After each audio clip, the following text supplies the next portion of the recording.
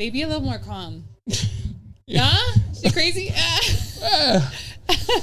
I get all the toxic traits from her. I don't know about that. God.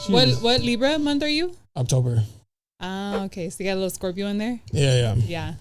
Those are the best ones. Yeah, I'm a Scorpio moon. I'm a Scorpio moon. I got a little Scorpio placement. Offending us. I catch a lot of like, I'm taking on algorithm. Yeah. There's a bunch of Libra hate. I'm like, hey, yo.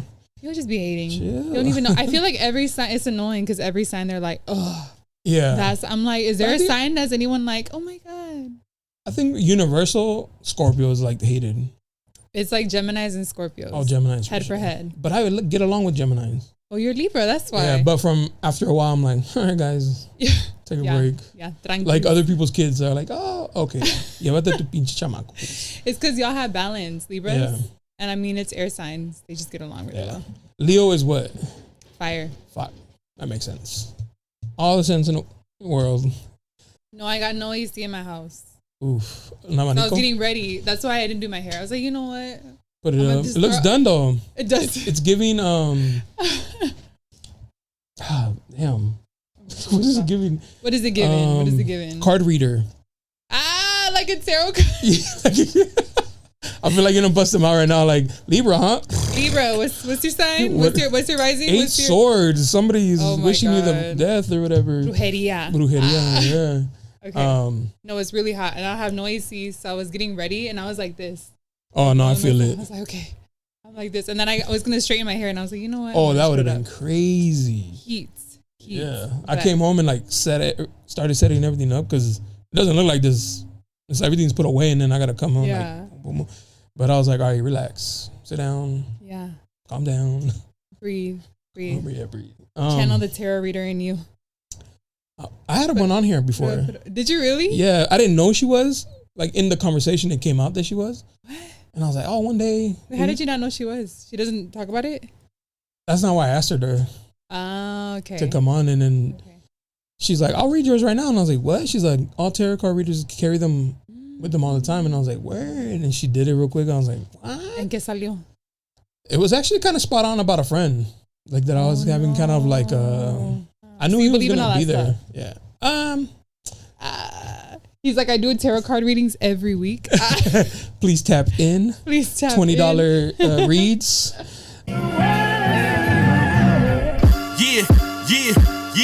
Yeah. You looking for me, you can find me at the spot. Chopping it up with Jonah. We talking about what's hot on the block. Up in Dago, man, we bumping.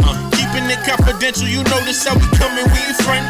Looking for that real, better tune in and stick by. Put on for the city every time that I dip by.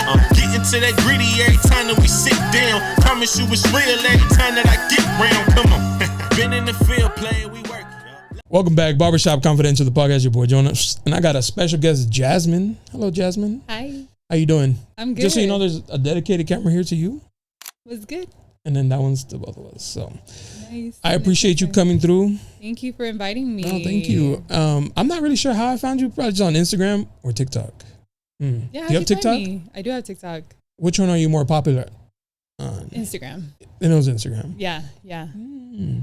Nah, I don't remember. But I found you. Was it a video that popped up? No, it wasn't nothing podcast related, actually. Oh. I think it was through my photo page. Because you kind of model. Yeah. And I click.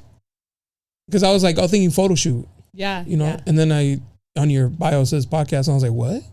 Let me check this out. And I was like, oh, she has a podcast. Okay, queen. Mm-hmm. Yeah, we out here. Out of San Diego. And it's funny because I thought I knew most of them.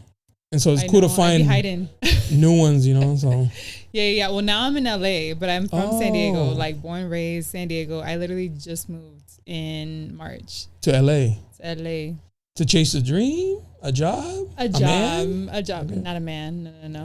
I ain't moving for a man. No, it's for a job. And then what's funny is that I ended up leaving the job. So now we're here. Are you back home now? Are you back? No, I'm back. I literally bought a place in LA. Oh, yeah. Big commitment. At least, a mortgage. Kings, she's not afraid of commitment. I'm not afraid of commitment. You know what? Like you signed that mortgage. What's up? I did. I literally was like, I wanted to buy a property before 30, and the opportunity presented itself, and I was like, I have to move here for the job anyway, so I did it, and then you quit. I didn't quit. Actually, there was mass layoffs happening. I'm sorry to hear that. No, but they gave me the option. They're like, listen, like you can apply for this other role. And I was like, you know what? It was meant to be. I'm like, there was ready. So I used to work at TikTok. Oh, no way. And yeah. Oh, and okay. like, as you heard in the news, like the government bought TikTok and there was like this whole thing and like they cut off a lot of teams. And so, yeah, that's deep. Yeah. And so mine was one of the teams. And it was honestly time. Like I felt in my spirit it was time, but you know, sometimes you just need this el empujo to just kind of go sometimes fully on your own. Because it's kind of hard to like just do it on your own. It's hard, yeah. Especially when you have a cushy job. It's like, facts. ¿Por qué me voy a ir? But I could do time. Both, yeah. And I was doing both for 6 years. I mean, I've never done the podcast full time. I think I tried like for a month and I was like, this ain't for me. But it was like early on, like 2020. Yeah. But now I'm like, okay, it's been 6 years. Let me fully go in and see what can happen. You're going to go on to content creating full time? Content creating full time. Props to you. Yeah, multiple streams of revenue, entrepreneur. And listen, we come from hustlers. In our community, they're all hustlers. So if anyone can do it, it's us. They always say, no hay otra. Es que chingarle. You know, and like, chambeadora, bro. Like, I just be out here working. And it's, again, we grow up in communities that work. Yeah. And my mom was an entrepreneur before it was sexy. She was selling Mary Kay, Avon, you know. She was a hustler. Jewelry, you know, all of our mamas. Jewelry too. She was a seamstress. I was like, de todo. Wait, she must have and she had 7 kids. So I'm like, if she can do it. Are you the oldest? I'm the youngest. You're the baby? I'm the baby. Damn. That's what's up. Baby too. I was like, what you thinking about? No, I'm the baby too. Oh, okay. Because sometimes that's like you're the baby of 7. No, because I understand. Because to this day, it's only me and my sister, but she had 4 that passed. So it would have been 6 of us. But there you go. 4 of them didn't. You get it, the youngest. We get a little spoiled. And we also just learn. Yeah. You know, like my siblings love telling me that I like had an easy childhood, but I'm like, I just made better decisions. You know? But it's not your fault. Right? Like you didn't say, hey, give me the easiest. Yeah. Of all the 7. Yeah. Your mom learned too. They were tired. They were like, you know what, you guys take care of her. Let her eat the dirt. Que se lo coman. Así aprende. Yeah, así aprende. Déjala. What did you do at TikTok? I did content creation. I did content creation, content production. I wasn't like an influencer, but I was working in corporate and doing all of our big productions. So I would be in the background, like creative producing and essentially like behind the cameras, I'd be there. And so I had the podcast where I was in front of the camera and I had my full-time job where I was behind. So I know both sides. Oh, okay. Yeah. For the people who don't know, what would you say your podcast is about? Because it's called Hella Latina. Latino or Latina? Hella Latina. Hella Latina podcast, Hella Latina. Which, period. Period. Right? Hella Latina. You know what? It's so crazy that you're asking me this because I feel like I just entered this like 2.0 version. I just entered this evolution of the podcast, and it started as a love letter to Latinidad because 2020 at the time, I mean, you know, you started your podcast too. I feel like there was not a lot of conversations around Latinos, and if there was, they were like the Hollywood Latinos, or like even if you saw like Netflix, it was like more narcos and like drug and cartels, and I was just really tired of the narratives about our people. I'm like, listen, we don't all just like exist in these narratives. Like we can break some of these cycles and we can talk about the mosaic of Latinidad. Like me being Honduran, I think you're Mexican, you said. I mean, there's Dominicans, there's Puerto Ricans. Like, let's talk about like the vast beauty that is Latinidad. So that's how it started. Now I feel like everybody and their mamas is talking about Afro-Latinidad, Asian Latinidad. So I feel like my job there is kind of done. And now I feel like it's a love letter to brown culture. And what I mean by that is like any kid of immigrant, because I think we're all here navigating the same exact systems. I mean, ICE doesn't discriminate. They're not like, are you from the Middle East or are you from, you know, like Mexico? Brown is like, brown. Brown is brown. And they look at all of us the same. No nos quiere a ninguno. So for me, it's like, how do we bridge some of these gaps between all of our different communities? Because we're all fighting the same exact system. So how do we create more unity and like. The unity is what we need for sure because. We're not that different. If it was like a number game, hella outnumber the ops. The ops. Because there's way more of us. There's way more of us. And the thing is that like, I mean, this is public information. ICE is getting 3,000 to 4,000 deportations. They're like, it's a quota that they're trying to hit. So I'm like, crazy. Again, they're not looking at like, where you from? They're just looking at brown bodies, black and brown bodies. And it's like, how do we create our own unity and like outnumber them? Real quick, rest in peace to those two. Yeah. To those 2 that just passed at the violence of those scumbags. I hate Cabrones. Just the whole thing. I hate it. Yeah. Same. I've had the discussion before because my family, only my mom came here. The rest of her 13 brothers and sisters stayed in Mexico. None of them even cared to come. She's the only one that came. She's her and my dad. Like, wow. All her brothers are like, and sisters are like, you're crazy. They don't even want to visit. I see, that's how much they don't care about. Do you know why? Why they don't want to come? Yeah. They just don't want they're just happy with their. And why did your mom come? I think she wanted a new life with my dad, and because he had like, probably TMI, but I guess he had like bad influence friends. Que los saben tomar, and she was like, what's up? And she's like, I want to go to the San Diego or to the US, and he's like, if you go, I'll go with you. Wow. So they came out here and had me. My sister was born in Mexico, but she became a citizen later. Yeah, so you get it. You get that, like, living in the in-between. Yeah. And that's what my podcast is all about. Like, how do I represent all of our different stories and, like, all of us existing in the in-between? Like, identity, culture, like, you're trying to navigate this American system while still holding on to your roots. Yeah. If you want to hold on to your roots, sometimes it's easier than others. Like being in San Diego, you're around Mexican culture, so it's a little easier. But like, yeah, but if you're like in the Midwest, or you know what? Yeah. Like, what is that experience like? And so it's a space for us to write our own stories instead of them telling stories about who we are. You know, because they're always going to do it. So let's just take back the mic now that we can. Clock that. One narrative I don't like is like, when they think like Hispanic or Mexican, it's like automatic, like either a narco or a cholo. I was like, damn, we way more than that. Way more. And and that. Cholo and yeah, but like, can you give us some credit? Like photographers, podcasters, artists, like industry people, engineers. Like, I think that's the point of the podcast. Doctors, you know what I'm saying? teachers, lawyers, like de todo hay. And I feel like sometimes what happens, like I've worked in a lot of corporate spaces and I've even had Latinos that come for other Latinos and that don't, like, you know, but it happens, but you know what, like I used to get really mad at it, but I also don't blame them now because I'm like, that's what they were taught. They were taught that there was only room for one. And I think if we have more conversations like this that we're having and we talk about the vast majority of us that are working in these spaces and we own our Latinidad, that's why it's called Hella Latina.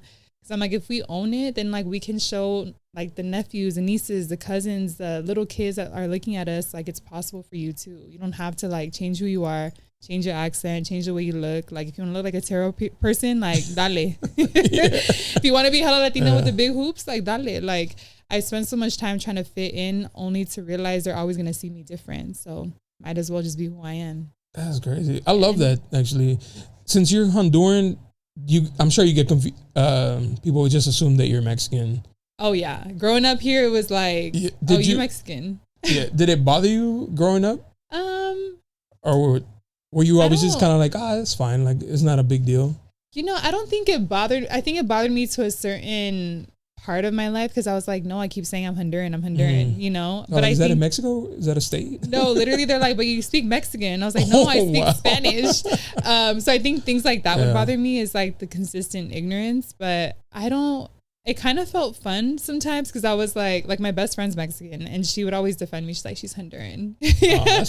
But I think like she was one of those people that just like was curious. And I felt like a lot of my childhood was like teaching people about what Honduras was. Like we eat baleadas, we don't eat spicy, but the spice is good. Like it was almost like I was podcasting before podcasting was a thing. Like I was telling them about who I was, my culture. You were Hella Latina podcast before. I was Hella Latina. Yeah. But it's crazy because that was in San Diego, but then I've traveled all across the world. I've gone to New York even. And in New York, they think I'm Dominican or Colombian, Venezuelan, Puerto Rican. Everything but Mexican. I don't get Puerto Rican often. Really? I get a lot of like Colombian, Venezuelan, or Dominican. Dominican I don't get. I'm like, I know there's a Dominicans are, I don't know, I had a roommate who had a Dominican boyfriend. He said they were either really dark or they're really light. Yeah. He's like, there's no in between. There's a vast like difference in all like Dominicana, right? Yeah. But it's just interesting where you are in the world, how they perceive you. Like when I've traveled across to even China, like they've thought I was Colombian. I was like, is that the one Latino you know? You know what I mean? You know, it's interesting. Is that the Latino brand we have out here? Yeah. Like it's really interesting that like I don't blame people. I don't get mad anymore because I'm like, people are just, they don't know. And that's why, again, the podcast to me was really important because I mean, I've had it for 6 years, have had like 200 episodes, but I've interviewed so many different flavors of Latinidad, from like Korean Honduran to like Afro Latinidad to like being mixed, like Arab and Latino. Like there's so many flavors. So I could say that somebody was actually just complimenting that about my podcast. That's dope. He's like, bro, you've had like everything. Yeah. He's like, you had like Latinos, Black, Asian, and I was like, bro, spread like don't like lump them. I've had all the Asians, bro, like Chinese, Vietnamese, Lao, like just all walks of life, and I love it. All walks of life. I feel at the end of the day, I think we have so much in common. That's what I'm saying. That it's kind of crazy. Like we have so much more in common than we do different. Especially like I focus a lot on like immigrants and kids of immigrants, like that first like step in here, because that's where you really navigate that in between experience. And I'm just like, we're the same in like these spaces. We may eat different food, different sazones, different like cultures and customs. Some take off their shoes going to the house, some don't. You know what I'm saying? But like, I think that there's just so much that we have in common. And if we were just to like look at one another and sit with each other and just be like, yo, like let's have a cafecito or a tea, we realize that we're not so different. But especially like family. I think like the family. Oh my God, the values. The values and like I feel like all Hispanics have the same type of mom. Like they're all made at the same factory. Yeah. They're all toxic. Oh my God, my mom is the most toxic. Nah. I had like a little series. On my close friends that I was like, okay, toxica mami advice for the day. Like she was hilarious. That's why I'm like, my relationships have not worked out because I'd be listening to her. To your mom? I'd be listening to her. She's like, mira, para controlarlo, así tienes que hacer. Oh, there was a moment, I have to tell you the story. There was one of her friends had like this, I'm 29. Her friend had a son that was 21 and they were trying to hook us up. And I was like, Mom. With the baby? ¿Qué voy a hacer con uno de 21 años? Like, what are you doing? And she's like, pues lo puedes moldear. I'm not trying to raise a child, but it's hilarious because that's what she thinks. She's like, no, you can like control him better. She's a Capricorn. So anyways, do you understand? But you know what? It's interesting. It's like, they also come from a different generation. Like it's for sure. So they had to be a little toxic to survive, you know? And I'm like, you don't think so? I guess, like, nah. Bro, my mom is that's the most toxic advice she's given you? My mom is like very toxic, but she's very like heavy on women come first. There you go. No, I'm not saying there's nothing. Chill. No, I'm saying nothing bad about that, but she's very heavy on like, don't let her carry anything. Like, that's what's up. Like, don't joke around. Like, she's your girl. Like, your wife. Put her first. Blah blah. Complaint? Huh? Is the complaint? No. Okay. I'm just saying that's. I said, what's the most toxic advice? He's like, women. But she won't give me any toxic advice. She's toxic. Oh, she's like toxic. Guilt trips and like chantaje. Oh yeah. That kind of stuff. She hits you with cuando me muera yo. Cuando yo me muera. No me llores. No me llores. No me llores. Ni me visites. It's so dramatic. It's for no Canil reason. de la calle. Oscuridad de tu casa. I get them all. Like it's so funny. It's hard to have a conversation. I'd be like, good morning, mom. She's like, buenos días. Ya ni te importo. And I'm like, good morning, mom. Literally. Yeah, but she's very heavy on like women. I got, you ever see TikToks of like, oh, I'm going to play a prank and see if my mom defends me about cheating or something? Yeah. I couldn't even do the joke. Like, she would hit me. Wow. My sister would beat me. Like, there is no joking about that. Oh, you were the boy. Yeah. Oh, yeah. So there's no like playing around with like women and their feelings. And there you go. I can't even play a toxic song because they get mad. Oh my God. They're like, quita eso, ¿qué es eso? No sé, eso no es respeto a la mujer. And I'm like, damn, mom. Like, yeah. Yeah. You know what's crazy is I grew up so my generation, I feel like there's a lot of like war, like men versus women. And sometimes I be like getting my feminist card pulled from me because I grew up with a lot of brothers. I grew up with like. So you defend the kings? Listen, I don't defend everything that they do, but I think black and brown men deserve a lot of love. Thank you. And I feel like the system already disrespects our black and brown men so much that I believe that like women got to show up for our black and brown men. Y ahora, y'all gotta also heal and learn and all the things and go to therapy. But also like, I think it's also part of us like healing our men. Yeah. I think our liberation, like we can't get liberated as women if our men are not liberated. Like it's tied. That shit is like, men's mental health is definitely like very much like brushed under the carpet, under the rug. And it's the highest suicide rate is men. So I'm a really big believer on that. I mean, I have so many nephews. I have more nephews than I do nieces, and I have like a lot of brothers. And so I grew up with a lot of men and a lot of healthy men too. I mean, we won't talk about the deals and all that, but like I grew up like in the household, like another Hispanic. That's another. But I feel like I grew up with really like healthy masculine men that respected women. And so for me, it's like, I just feel like our men need a lot more love. Yeah. Definitely, for sure. Yeah, had to put that out there. Yeah. I sometimes feel like I failed my uncles and grandpas.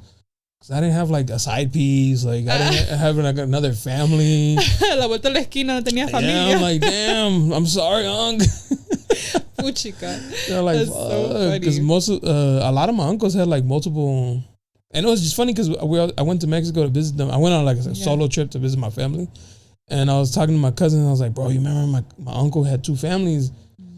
I didn't know. I just thought like some slept here, some slept over here. That's crazy. And I was asking my cousin, who was the only boy, I was like, hey, I saw your brother yesterday. He's like, I was like, bro, your brother. I just saw your brother. Like, I don't got a brother. And I was like, bro, what are you talking about? No but I was young, and I was like, ayer lo vi, güey. And they're like spitting image of each other. No like, no way. tengo hermano. And I was like, and then my mom kind of like picked up, and she was like, shut up. I didn't know. Damn, you were a chismoso. To this day. Podcaster before a podcast was, oh my God, that's so crazy. But you know what? Like, it be happening. Sometimes it does. I mean, especially as the youngest, we can get away with it because no sabíamos. Pues no me dicen. But also, like, why is everything in Latino families a secret? Right. Everything. And it's like, why is that a secret? The dumbest things be the dumbest things, bro. I'm like, why does that have to be a secret? I never understood that. But you know what? My mom does it. She's like, no le digas a tus tías. Mom, I don't report to them. Like, you know what I'm saying? ¿Qué crees que son mi mamá? But they do. But yeah. Oh, but your secrets are okay. I go and they know so much about me. You know. What? Your secrets are fine. Yeah. Their secrets. Like, Hispanic mom, no le digas a nadie. No. Oye, noticias. No, yeah, that's literally them. That's so funny. I had told my mom when I first bought the place, porque mal de ojos. I was like, don't tell anyone in the family. Yeah. I did that. I was like, you told everybody? I was now no. I was now like the generation of like, no digas nada. But that's kind of different because that's true. But mal de ojos, it's a really real thing. Yeah. But I was like, while I'm in the process, I don't want to tell anybody because it's not closed yet. So I'm telling her that. The next day is like a family party. On her birthday, she tells everybody. And I was like, and she announces it. So we're all here to celebrate her, right? I'm telling her, don't say anything. On her speech, she's like, yo solo le quiero dar gracias a mi familia, gracias por estar aquí, y gracias a mi hija, y felicidades a mi hija que compró una casa, todo. And I'm like, what did I just tell you? Thank God I closed and I got the place. But I was like, Mommy. And she's like, es porque estoy tan orgullosa de ti. I mean, that kind of on you, it's cute. You should have waited. Like, who thought? It's because Hispanic moms, I feel like they always gotta gas their kids, and if you give them a glimpse of accomplishment, they gotta share that. You know what's funny? My mom would lie and say that my brother was the mayor of San Jose when he just worked for San Jose government doing like financial analysis. So he wasn't even doing nothing like political. And my mom was over here, sí, es alcalde de San Jose. And I looked at her and I'm like, qué mentira. Like, why are you lying? I don't think she was lying. She was just stretching the truth a little bit. You know what? Yeah. She's just a little animated. My mom did that too because I used to sell phones a long time ago. And then I remember I was with her in Mexico and she's like, and they were like, oh, ¿qué haces? Jonathan, what are you doing? Yeah. I was like, oh, and I was about to say, and she's like, él trabaja en comunicaciones con el gobierno. And I'm like, Mom, what? No, they be guessing you. You're like, damn, do I? Like, wait, how'd you say that and put that in my resume? No, dead ass. They're the OG resume writers. Because I feel like they can't have their kids look bad. Yes, it's like a competition with your cousins. Exactly. That you're not involved in, but the tias are involved. We don't care. Yeah, I can care less what my cousin does. Yeah. Compró casa, fíjate. Okay. Y el mío es doctor. Okay. And I'm like, we don't care. We're all sitting together like, I'm not a doctor. I'm not even closed yet. One of my aunts would like judge me a lot. I don't know why. She just there's always the one thing. Yeah, for some reason, just hating on me. And I was like, bro, your son's an actual crackhead.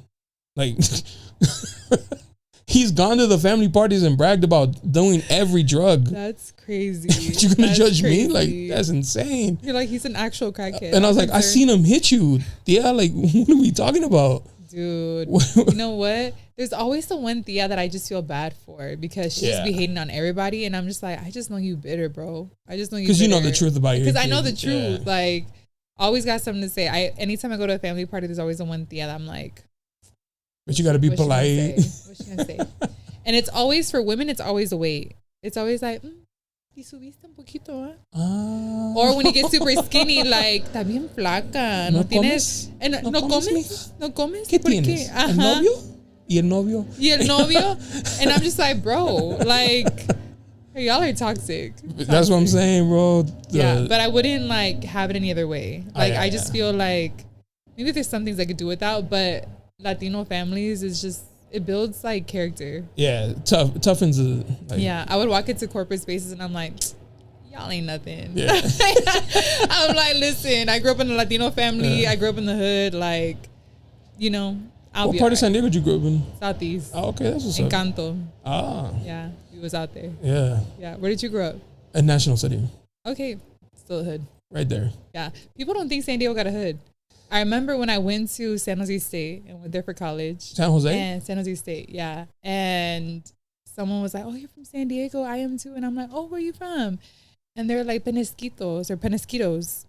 And I was like, where that at? It's a nice area for sure. No, but I didn't know at the time. I was like, where's that at? And she's like, oh, in Northern County. And I was like, oh, girl, I never went up there. Like, I never spent any time up there. I was like, I'm definitely from the South Side, Southeast. Yeah. And it was funny because she lived a whole different San Diego experience for sure. than us. Like, it's crazy. She was like surfing and stuff, and I was like, man, I didn't know I lived by a beach until I was probably like 10. Like, yeah, you know, 4th of July one day, I was like, oh.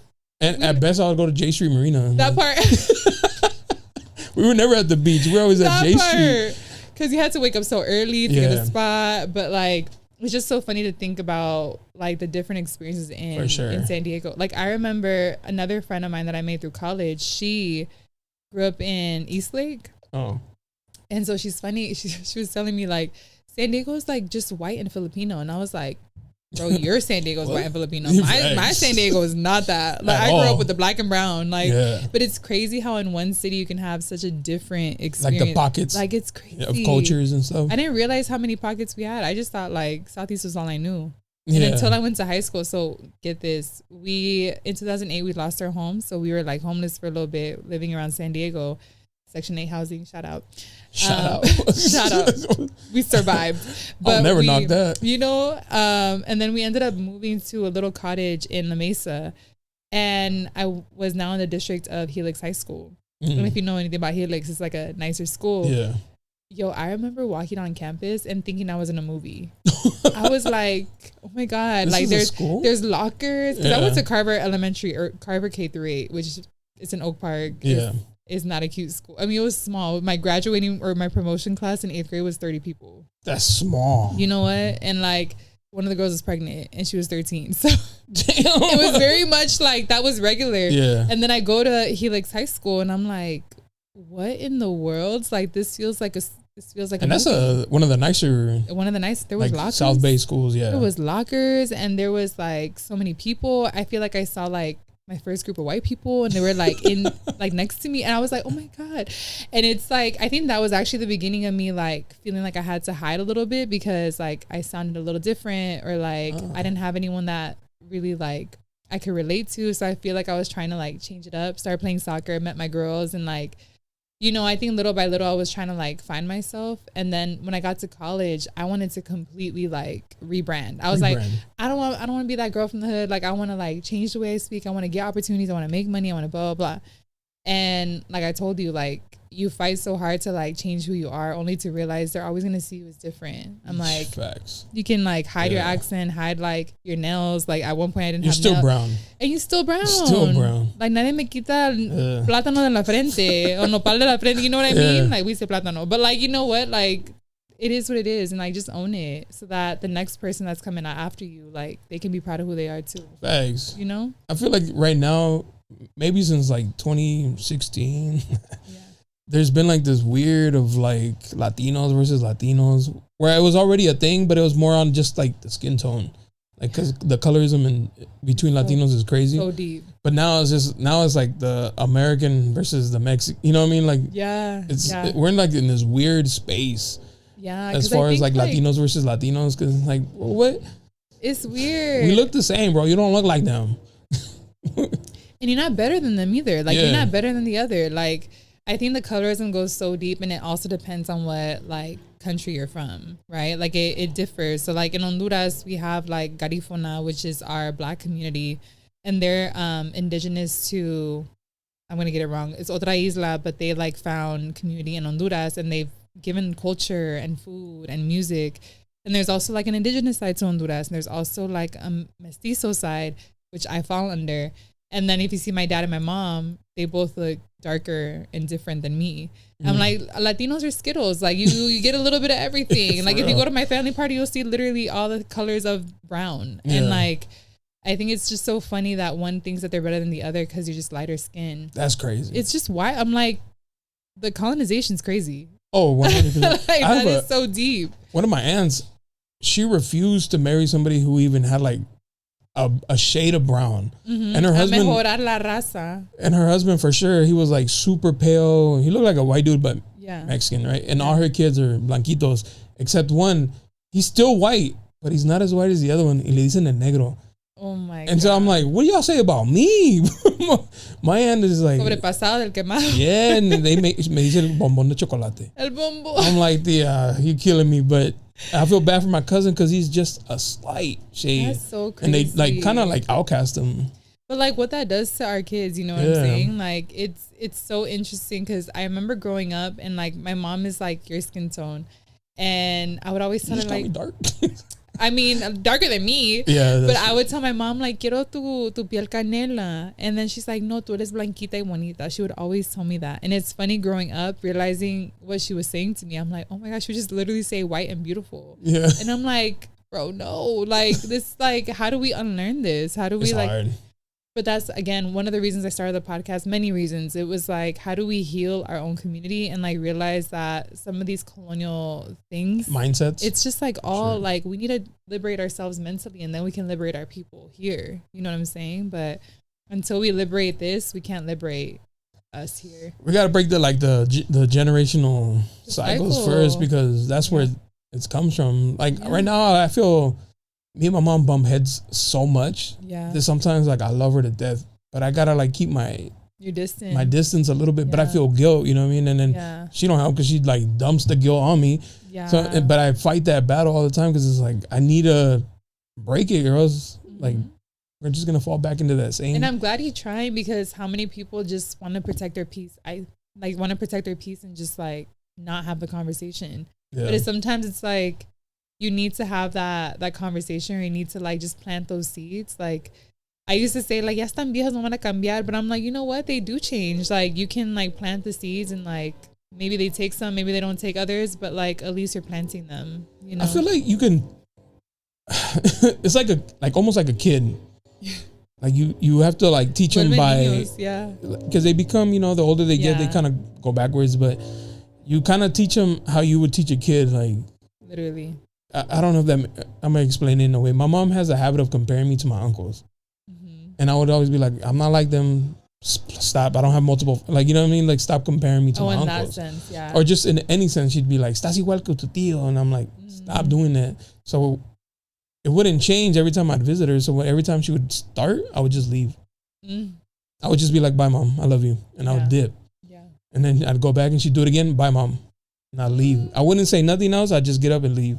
Yeah. And now she don't do it no more because she knows, like, if you want me here, don't do that. Poco a poco. Yeah. And it's just also like, what I noticed in our older generations that que tienen mucho orgullo. Like there's so much pride. Like that's why there's so many secrets. They don't want to tell people like what's going on, and they want to appear like everything's fine. Mi hijo es abogado y mi, you know what I mean? Like they want to brag, but it's like, how do we, again, it comes all from survival, but how do we heal that so that we don't have to flex on each other? Like, how do we help each other and know there's room for all of us? Like, I know I feel like I'm talking about this like kumbaya world, but I really do feel like we need to heal as a Latino community, and then like now as a brown community. I feel like a lot of podcasters are talking about this now, so that's why I'm telling you, like, I've evolved it into being like a space for all kids of immigrants, all brown people. Like, man, like we need to all unite. We need to all like be together and heal the generational cycles, because it repeats in other places. Like facts, Indian Americans, Arab Americans, like they deal with the same things. African Americans, like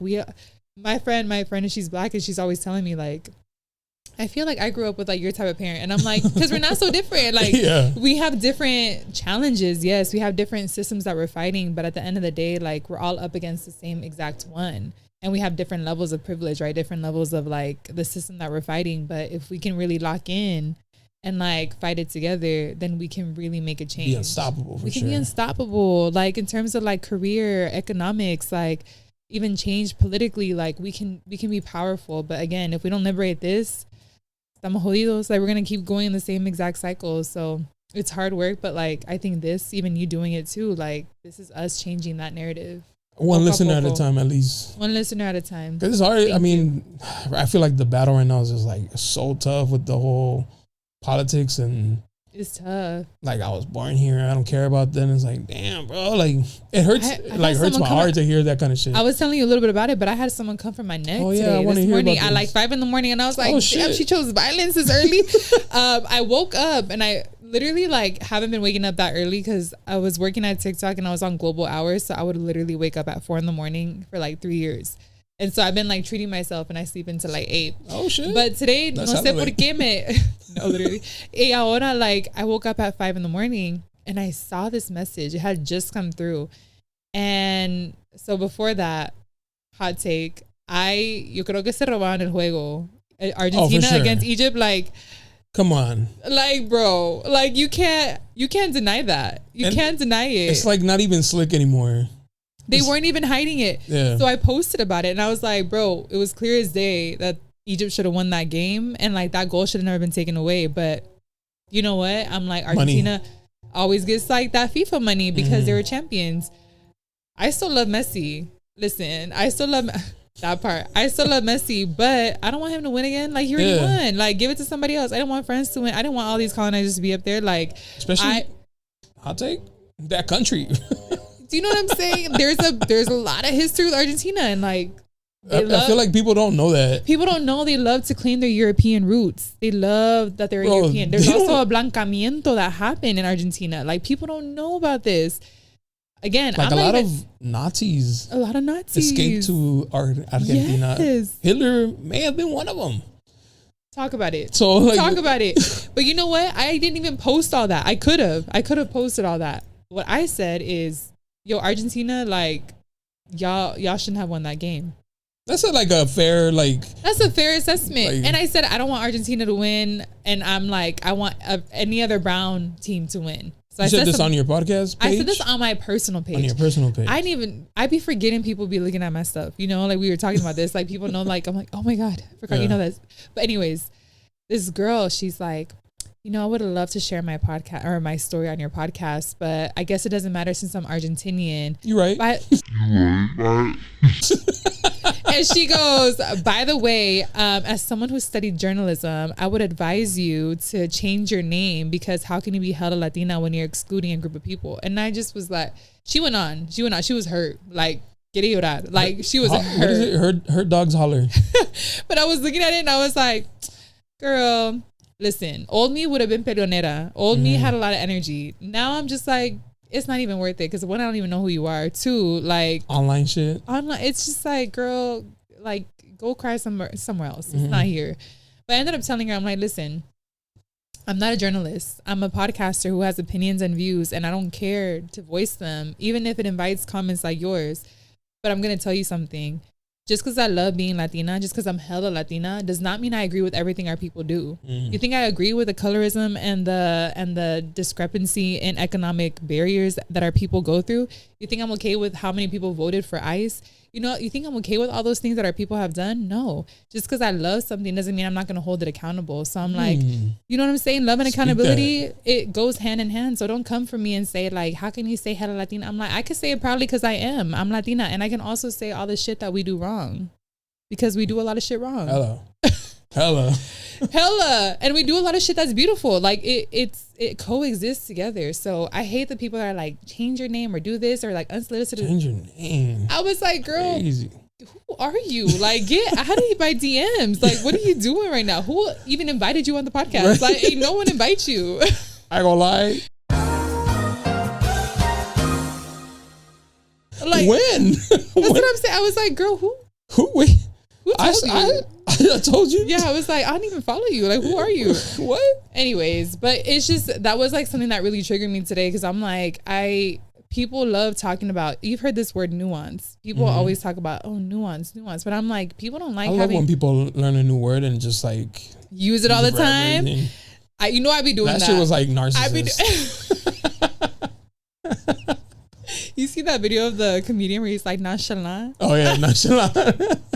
Can you pass me the control, but nonchalant? But like, people love talking about this word nuance, and it's like, the nuance exists in having tough conversations. And like, if my platform, and I should have told her, I was like, girl, when have you ever listened to a podcast episode? Because you would know that my shit is all about like the hard conversations, the liberation, the healing, the hurt, the pain. Like, it's about those things that we don't talk about as a community, because to heal, we need to face the ugly parts of us. Facts. You know what I'm saying? Or else, like, what are you going to heal?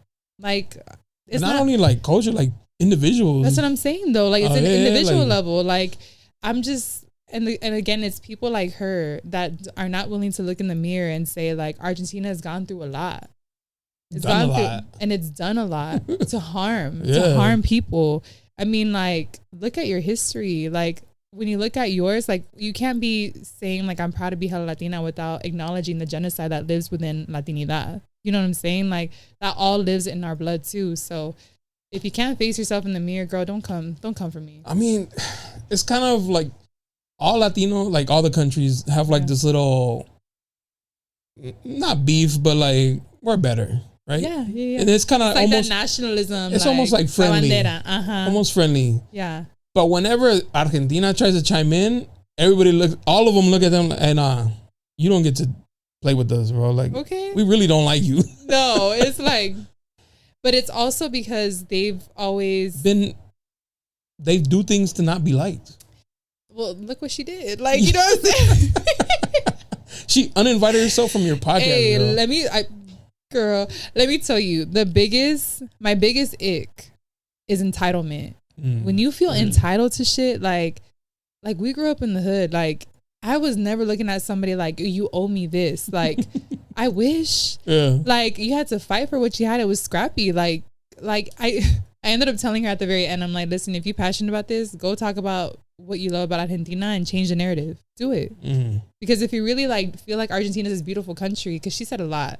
If you really think it's a beautiful country that no one knows about, then talk about it. Why are you coming for me? Yeah. Like, you do it. You do the work. Start your own podcast. Like, mics are on Google or on Amazon. You know what I'm saying?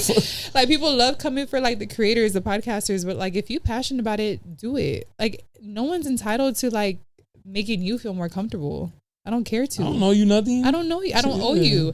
And the thing is, like, that's just my biggest ick is like entitlement and passive aggression. Like, bro, like, say shit with your chest and be like, listen, I've been heard about all these comments. Like, you could have like said it in a way that I could have been a little bit more receptive to, but like, you coming for me. And I'm like, one, I don't know you. Two, like, you're projecting all this hurt that you probably seen online onto me, and I have nothing to do with it.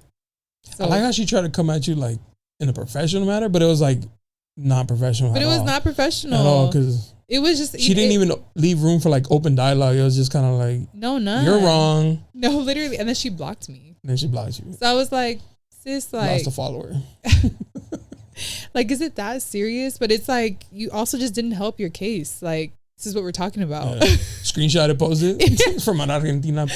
But you know, like, it's also like, again, it's facing the history. Like, Argentina is not, they love to claim the European roots, but what did it take for them to get there? How many like Black people did not survive or were like damaged or were like hurt and put to the side and exiled from their emplacamiento? You know what I'm saying? Like, I feel like that's like the Latinos, Hispanics here have that mentality. Wait, like, say more. They want to claim this like American. Oh, they want to be white so bad. So bad, and it's like, bro, they're not even from here. I'm saying it like blows my mind. It blows my mind. How are you European? But also, like, why do you want the white gaze like and approval so bad, bro? Gaze like, is crazy. I do nothing for the Mexican gays. But like, why do you want it? Like, I don't understand. Like, the pick me mentality is crazy. Because it doesn't like. Well, I'll go back. Like, there's a part of me that understands because I was telling you, like, I was in college and I was like, well, I need to change the way I look. I need to have short nails. Like, I was literally in an office and it was one of the top PR agencies. I wanted to be like, you know, it's the first gen mentality. Like, I don't want to just do good. I want to be like the best. And so I remember when I graduated, I was like, what's the best agency? I was doing public relations, or I graduated in public relations. And I'm like, what's the best agency to work at? Like, what's the best thing I can have on the resume? And they told me this agency and called Ogilvy, which is one of the best like advertising agencies. I go in, I start working there, and I overhear this conversation, and the girls are talking, these like white ladies are talking about this woman at the grocery store, at a store, whatever, y que tenía las uñas largas, and that she didn't know how to type because she had long nails. And they're like, it's just like so disgusting. And like, it was like claws, like, girl, shorten your nails. And they're talking about the nails. And I'm over here with my long nails, like, oh shit. And I'm young. So I'm like 21 in this like corporate space. And I'm like, oh my God, I have to like cut my nails now. So I was like, I can see like how it can fuck with you. And like, cause I've been through it and I've had to like cut the nails short, or like, I got asked one time by an executive director to wear a cardigan because my body was distracting. Like, literally things like that. And you laugh about it, and I laugh about it now because I'm like, who listened to them? Like, and it's crazy because I was so young that I was like being molded into like that until I got to start working at LinkedIn. And I remember just like, bro, they're always going to see me as different. They just hired me because I talked so openly about how proud I am to be Latina. I had just started the podcast, and I went in the interview and I talked about the podcast, and I'm like, this is like part of my healing. And they loved me. They hired me. And I was like, well, I'm going to go in my biggest hoops. I'm going to go in with my high-waisted jeans. I'm going to go in with just like looking like me. And I did. And like, I was still doing the same work as the other fulano that was, you know, graduated Harvard or whatever. Right. So I'm like, we not different. Like we just have different accents, and we come from different like zip codes, and we dress differently, but like we doing the same work. And if anything, I do it better because I'm a first generation Latina who learned how to be creative and resourceful. Y'all freaking out about a budget for an event that's like $10,000, and I'm over here like, you know what kind of parties we used to do? With a $20 budget? With $20 budget? I don't even know how we did that. Yeah. You know what I'm saying? So it's just like little things that I started to pick up on, like, oh, being where I'm from, being from the hood, being Latina, being Honduran, being all these things that I am is actually my superpower. Facts. And if I can teach more people that and say like, go against, like, wear the chain outside. Like, I remember telling this story in, I got hired for a keynote, and I was like telling the story. And as I'm saying, like, I started wearing the nails, started wearing the hoops.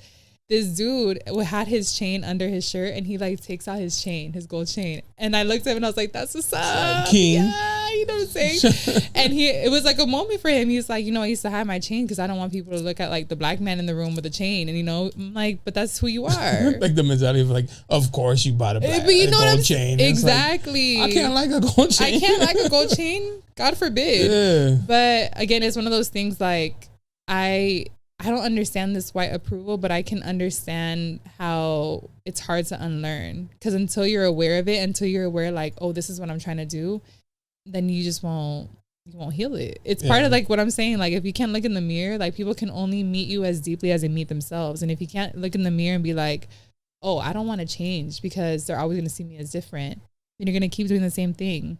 And they're going to still not approve of you. It's kind of funny because they're like, I want to fit in and not stick out because I don't want to draw attention.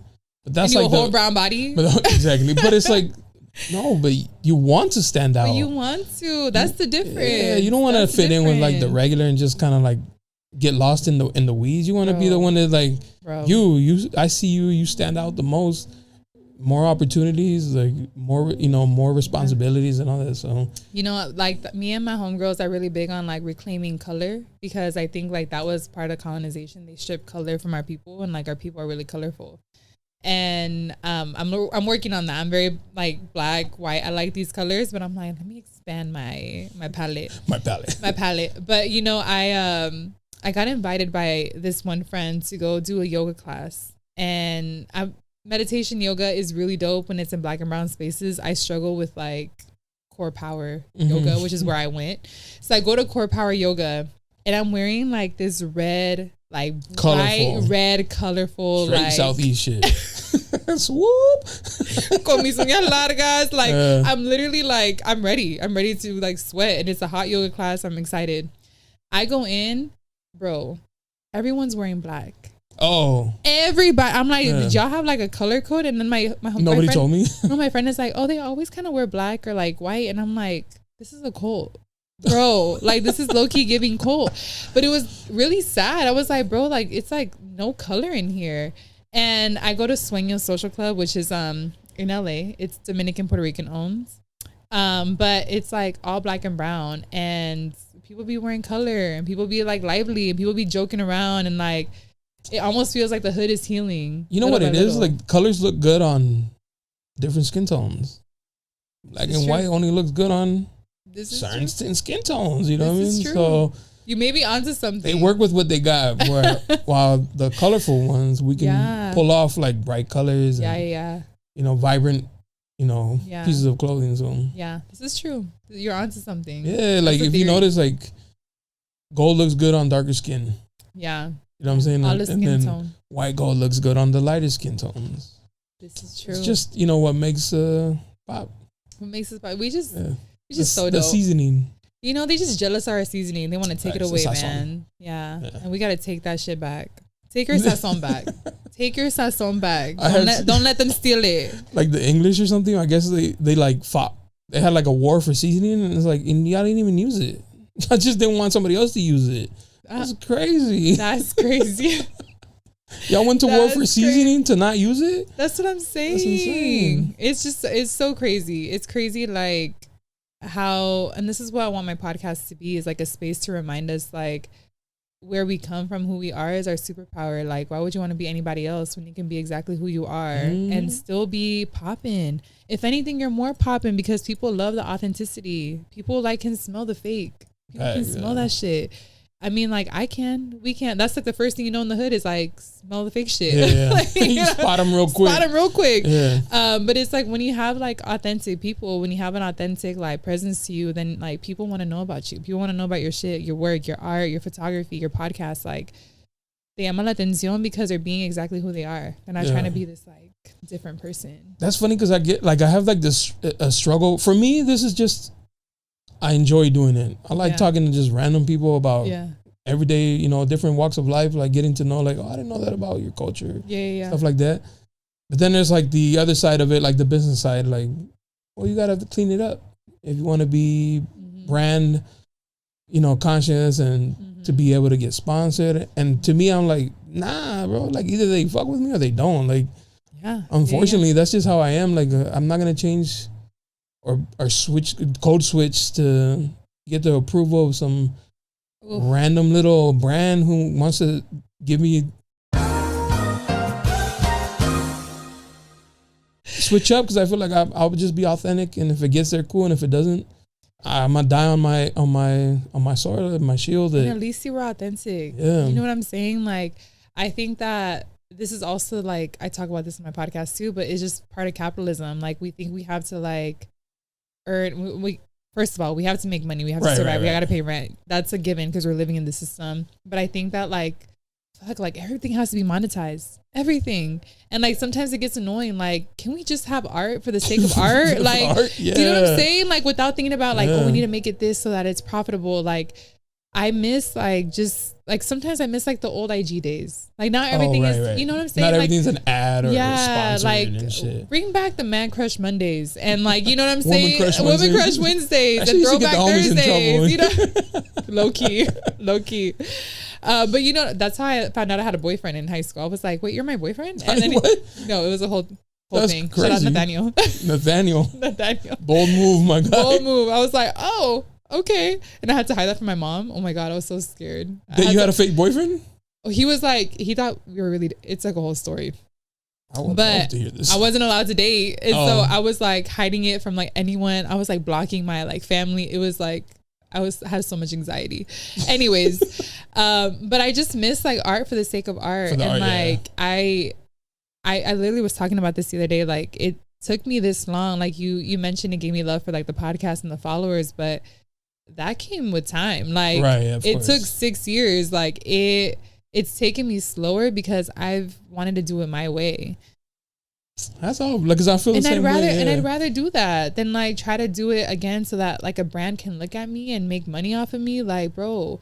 And that's actually like, since leaving TikTok, that's what I've dedicated my work to. Like, I do the podcast, I do content creation, all of that, but I'm actually helping a lot of small Black and brown businesses do marketing for them, because I've been doing it for all these other companies, making the white man money. Right.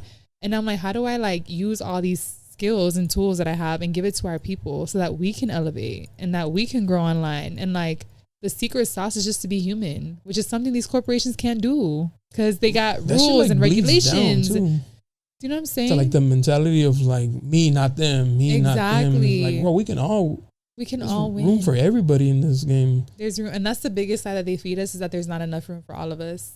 I'm like, it keeps us like fighting each other so that they don't have to fight anymore. Mm-hmm. Like, they're like, the oppression's not that it's done, but they're like, we don't gotta do it no more because they're doing it to each other. Yeah, exactly. They wash their hands of like bueno, we didn't do that. Ahí lo dejo. Se están peleando entre ellos mismos, and and I want us to like wake up. Causes like, gatekeeping and all this. I don't know if we gotta put a drug in people. Like, I just want everyone to like wake up from fighting each other and just be like, oh, why am I fighting you? Yeah. Like, why can't I lock in with you? Why can't we do a collaboration? Like, how can we like help each other out? Like, why don't we need these brands to give us attention? Why can't we give it to each other? Like, I want us to wake up and just like really like lock in with each other. And I really do believe in a kumbaya world. We had it in the hood, bro. Like, I remember those, depends. I have this like vivid memory, because yes, it wasn't always rainbows and butterflies, obviously, in the hood. There was occasional drive-bys, you know. You either had like a paletero or you had drive-by, like, you know. They were standing on business. Dude, I remember one time I walked out of our apartment and I see like tape of a body on the floor, and I was like, oh, is someone playing out here? And then my mom was like, vete el carro. And I was like, okay. And later found out there was a whole drive-by shooting right in front of our apartment. And I'm like, yo ni idea, because I was so little. But anyways, that was not the story I wanted to tell you. The story is, I remember we had the big fires in San Diego. I was like hella young. That was like 2002? It was 2003? That long ago. It was that I was really, really little. You couldn't even come outside because all the ash was everywhere. Yes, and it looked like orange. The skies were literally orange. And then we had a apagón. We had like a blackout in our apartment. Like, damn, I remember that. The hood, of course. So we had like candelas and shit that we were like lighting. And then I learned how to play chess, because that's all we could do was like play board games. We couldn't even go to school. It was like a whole, like, I remember that being like the first pandemic. It was the first pandemic. Exactly. Like quarantine. Exactly. And I remember, I don't even know, because, you know, our memories be like all jumbled. Mm-hmm. I don't know if it's around the same time, but I remember it was so hot one day. And of course, all of us we don't have AC in our apartments. And so I remember one day, todos los vecinos, like the kids, we all go out, and then we start to like get water balloons, water guns, and then we all just start chasing each other. And I just remember, like, I was never allowed to play outside. Like, really? My brothers could. I couldn't. The girls couldn't. But it was like the one day I was able to. And it was like, it's so drilled into my memory. Like, I can literally put myself back there. Like, it was all of us just running around screaming, like throwing water balloons, hiding, like, and it was like what I want the world to look like. Now, minus the water guns and like water balloons, but I'm like, I just want Black and brown people to like come together and like realize like, we in this shit together. Yeah. Like, we in this shit together. It's crazy that it's still like a thing, because you would think like as the generations move on. Yeah. Like for me, like I grew up with my best friends growing up were all Black kids. Like I hardly even got along with the Mexican kids because I was so cool with like the Black kids. Like the Mexican kids had like an issue with me about it. Yep. So it's so real. Like I would never teach that if I have a kid to have that mentality of like, no, separate. Yeah, literally. Why is it still like, why? You know, it's kind of crazy. I think it is changing, but I think it's just like slow. It's slow, bro. And I'm like, how do we accelerate? Yeah. Like, we got internet, social media, but you know what it is? It's part of what we were talking about. Like, colonization is so heavy, and like the propaganda is so heavy that I feel like our people are fighting each other, and like I feel like it's sometimes like subconscious. Like even within the Latino community, like we're fighting each other, and I think it's because we're trying to be heard. Like we're trying to, like, we just want like our story to be told, like, oh, my story is different than yours, so and I want you to hear my story. Yeah. And like the Argentinian girl, like she has a valid story. Ain't no one said her story don't matter, but but it's you don't want to say, but I say. But it's also like, why tell me? go start the podcast. She could have literally been like, hey, like, I see your point of view. I would love to come in. Let me come in. Like, let's have an open. That would have been a whole different type of conversation and dialogue. I might have been open. Might have been open to it. Because you're still Argentinian, girl. Because I'm like, are you willing to talk about the things that are not so cute? Right. Like, that's the biggest thing. I'm so picky with who I choose because I'm like, I need you to be willing to like have that tough conversation. Yeah, have that tough conversation. I literally had someone cry on the podcast like just recently, and I'm like, it's funny because my homie's like, why do you look happy that he's crying? And I'm like, I'm not happy, but I'm like, no, I'm like, oh my god, like to me, it's like part of the healing. I'm like, bro, like seeing black and brown men cry, I'm like, oh my god, yes, we need more of this. Like, we need more people to just like be open to like having these types of conversations. But my point to this was, I think like our people just want to be heard, which is why for me, the biggest thing I can do in this like revolution or whatever you want to call it is like handing the mic back to our people. Like if no one else is going to hear you, I'm going to hear you. Let me help you feel seen and like let me represent your story. And so, I mean, I think that if we can do that to one person in our life, it could be like a life-changing moment. Just sit with them and like listen to them. I like that because I feel like that's actually like one of my models for this podcast almost is that everybody has a cool story, but like they don't always get a chance to like share it, right? Exactly. Because I get a lot of like, oh, you know, my homie's a rapper, you should have him on. And I was like, oh, no, thank you. Oh, you know, like, why don't you try to get influencers? I'm all right. Like, I'm not interested in a conversation with them. Like, they're media trained. They know what they can and can't say. They be low key boring, bro. Boring and shit. Like, I have a lot of homies that I met through this who do music, and you know, I support them and listen to the music. But like, having a rapper is like not something I'm interested in. Yeah. You know, like I'd rather hear like this random person like tell me about you. Like, have real conversation. What are your struggles? Like, share that with me, and then. I feel like it's more relatable than, because not everybody's a rapper, but we're all humans. That's what I'm saying. And we all go through heartbreak, and we all have like, a lot of them have baby daddies. A lot of people have baby mamas. You know what I'm saying? It's like, thank God we're safe over here. No baby daddy. You made it out? I made it out. I'm beating adult pregnancy too. Damn, all right. I told my mom that. I was like, does she pressure you though? Like all the time. Oh my God. Every day. That's actually like you saying like you needed that boundary with your mom. Like that's my boundary with my mom. Was like, okay, like we can't keep talking about this every single time. How is it? It's like they have notes. I'm like, wait, what do I need to? A ver, ¿qué tengo que decirle a la niña? And they still call me la niña. But it's funny because TMI, but it's real. Like one of my sisters, she has multiple baby daddies, and like she has a few. She wanted each one to have their own dad. That's, you know like, what I'm saying? Not selfish. And then otra hermana, like she's been married like a few times and widowed and like So you know it's crazy. Right. I told my mom, I was like, mira que tenés una hija que tuvo un montón de cipotes. We say like cipotes to kids. Montón de cipotes y como montón de papás. Y otra que se casó como 1000 veces y una hija que ni tiene ninguno.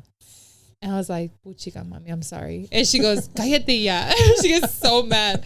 But it's like, it's also part of the generational cycle that I'm breaking. Like, 100%. I don't want to be married multiple times. I don't want to have multiple baby daddies. I don't want to have multiple kids. No shade to your sisters, of course. No shade to my sisters. No shade to my sisters. But it's also like, because I saw them, and like that's the benefit of being the youngest, is like you see these examples of like the good and the bad. Again, like nothing's black or white. It's all gray area. And so like what I took away from it is I want to do things a little differently. Yo quiero ser preparada. Like I want to go to school. I want to have a career. I want to be able to have like this, my own house, so that nadie me lo quita, because I've seen like crazy baby daddy stories. You know what I'm saying? Like not with them. Imagine kicking you out because of an argument or some shit. I'm like, no man about to kick me out of my house. But you know, for me, it was like, how can I have this independence and make myself feel secure? Because that's something that the women in my family had never had on their own. So like that's a generational cycle that I wanted to break. And that's why I was so adamant, like I want to buy a property before I turned 30. It was just like a random goal that I had. And it was recent. It wasn't like a forever. I've always dreamed of having. It was like a recent, like my 29th year of life. I was like, you know what? I kind of want to buy a property before I turn 30. Like it literally just like was a thought. Yeah. Y gracias a Dios it happened, because prophetic word, you know, you really like put something in the world. Manifest, like, you know? And so that's a cycle that I've been able to break. And like, hopefully my daughter gets to break another cycle if I have one. You know what I'm saying? Like that's part of like the healing generationally. I've had this discussion before where I feel like it's like the power of free will. Because I feel like a lot of people blame their shitty behavior to like shit they seen growing up. Yeah. It's like, but you don't have to do that. Freedom of choice. Yeah, like maybe like you can choose differently. Like no shade to my kings, you know. I know we ain't shit sometimes, but like your dad was a cheater and you became one, even though you saw how it affected your family as a whole, and you still said like, no, yeah, I'm gonna do that. And now it's like the safety net of like, well, like why'd I do it? Because my dad did it. Yeah. Like and what? It's also like people who don't want to change. Right. People who there's like a two sets of people. There's one that are like subconsciously doing it, and you just like the ones who are like awake. They know like, oh, that's like trauma that you're just repeating. Yeah. The other side is people who do know and choose to not do anything about it. No, because they use it as an excuse, like you said, and it like bothers me. It bothers me so much because I'm like you said, you know that this affected you. You know that this like impacted your childhood, and you're gonna do the same thing to your kid, and their kid is now gonna do the same thing to their kid if they don't change it. Like, I don't know how people just like don't think long term and don't think about like the generational shit. Like they just only think about the present moment and like getting their needs met. The long game. I feel like just in general, like not even just like relationships, but like networking wise and handling business. I've always thought the long game. Like how can this benefit me later on? Not right now, because right now I understand the instant gratification of like a sale or something. Yeah. But how can I use this to my advantage for later? Like how can I put this in my back pocket? Okay, I don't make as much right now, but later on it'll pay off.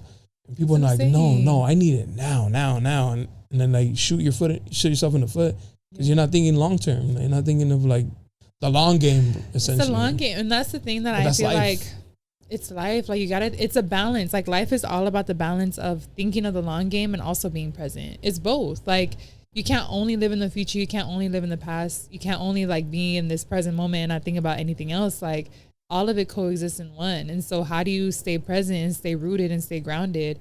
Because you got to wake up, you got to go to work, you got to show up for your kids, your family, whoever you're showing up for. But you also got to think about like, ¿y qué va a pasar otro año? You know, ¿y qué va a pasar el año después?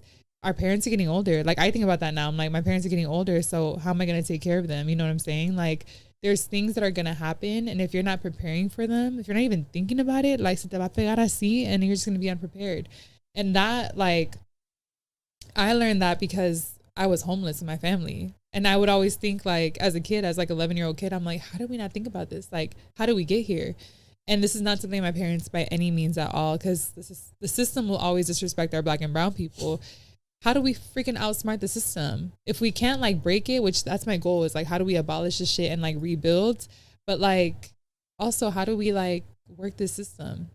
How do we do it? And how do we teach our people to like go against it, to go around it, to like, you know, finesse it, find a loophole, and how do we like build community with each other so that we can like lean on each other and not have the pride and the ego of like, oh, I don't want to like say anything that's happening because, you know, XYZ, they're gonna judge me. Like, who cares? Lean on your people. Lean on your people and be like, yo, I need help with like a job recommendation. I need help with my resume. I need help with like networking. I need help with podcasting. Like, lean on your people.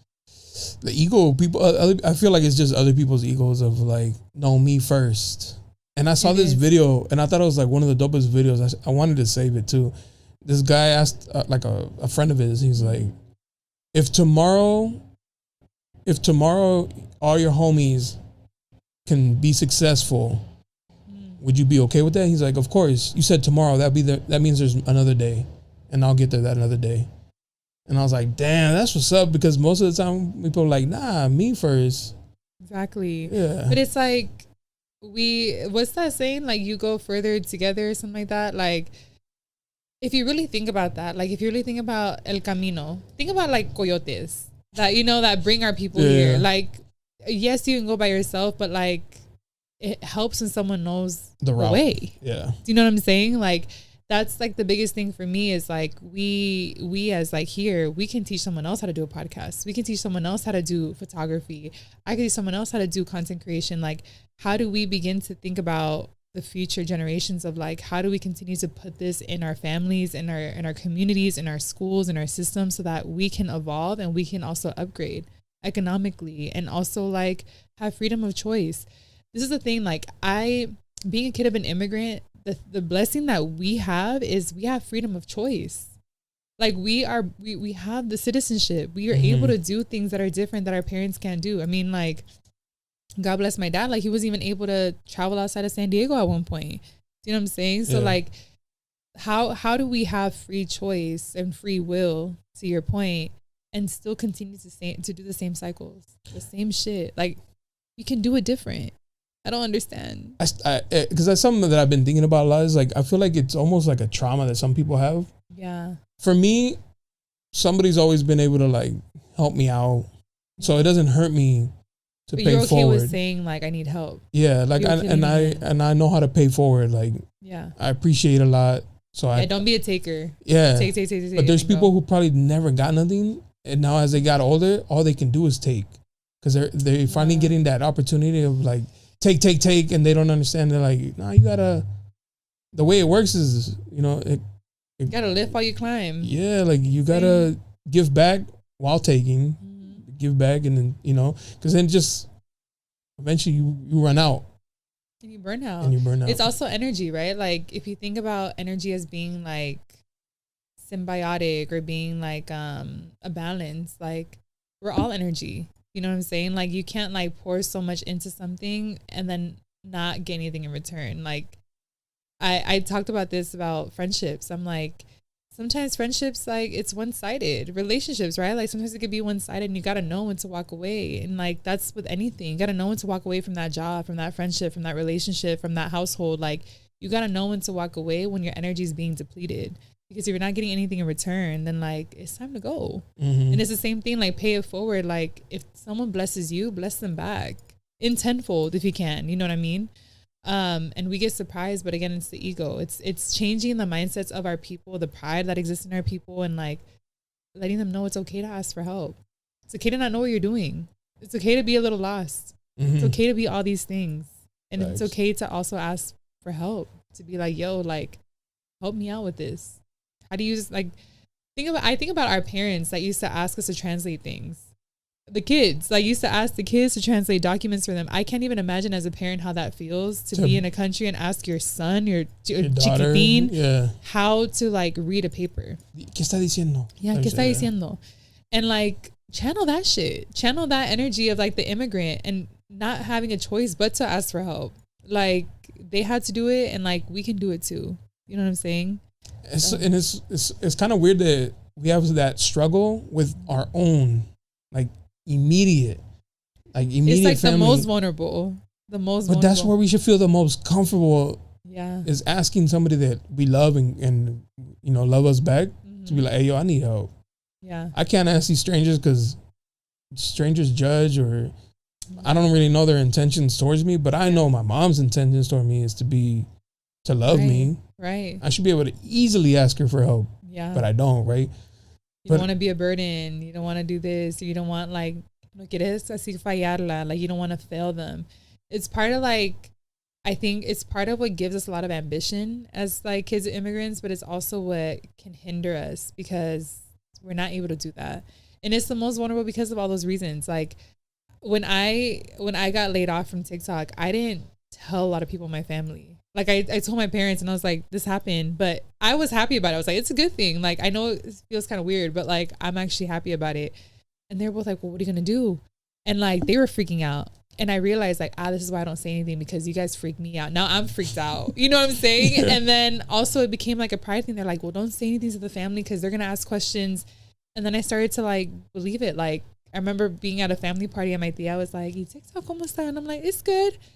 And then my cousin looks at me. She's like, she was like, you lying ass. Like, you don't work there. And I was just kind of like. She said TikTok. She didn't say my job. Right. I was like, it's good. Okay. The platform's fire. The platform is doing awesome. But it was like, I remember the first time I told my tia, like, I don't work there anymore. And she's like, ¿Y qué pasó? And I ended up telling her. And I was like, but I just started my own like business. And I'm actually really excited. I'm actually happy about it. You change their perspective to have more abundance. But I feel like because our people have so much scarcity, we've had to fight for every resource that we have. They can't imagine this like different career where you're the boss and you get to make money doing it. It's that old mentality of like, no, go to school, get a corporate job. Yeah. And I'm like, times are changing, baby. Like times are so different, and you can be a jefa and a jefe in other ways. And I don't know. I'm first generation. It's the first time I'm doing it, but I know that like my mom taught me because she was working like 10 different jobs while still being a housewife and still taking care of 7 kids. So I'm like, 7 of us. But it's also like, you guys taught us. And I was telling my tia that I'm like, when ustedes nos enseñan a nosotros, like we get to learn from you and now we get to apply it in this different world that we're living in. But what I always tell them is you'll never know what it's like to be in my shoes and I'll never know what it's like to be in your shoes. We have very different struggles are different, yeah. And generationally, and also she's an immigrant, I'm not. Like everything is different about our experiences, yet we learn from each other. It's energy, right? Like we learn from each other. It's symbiotic and we grow together.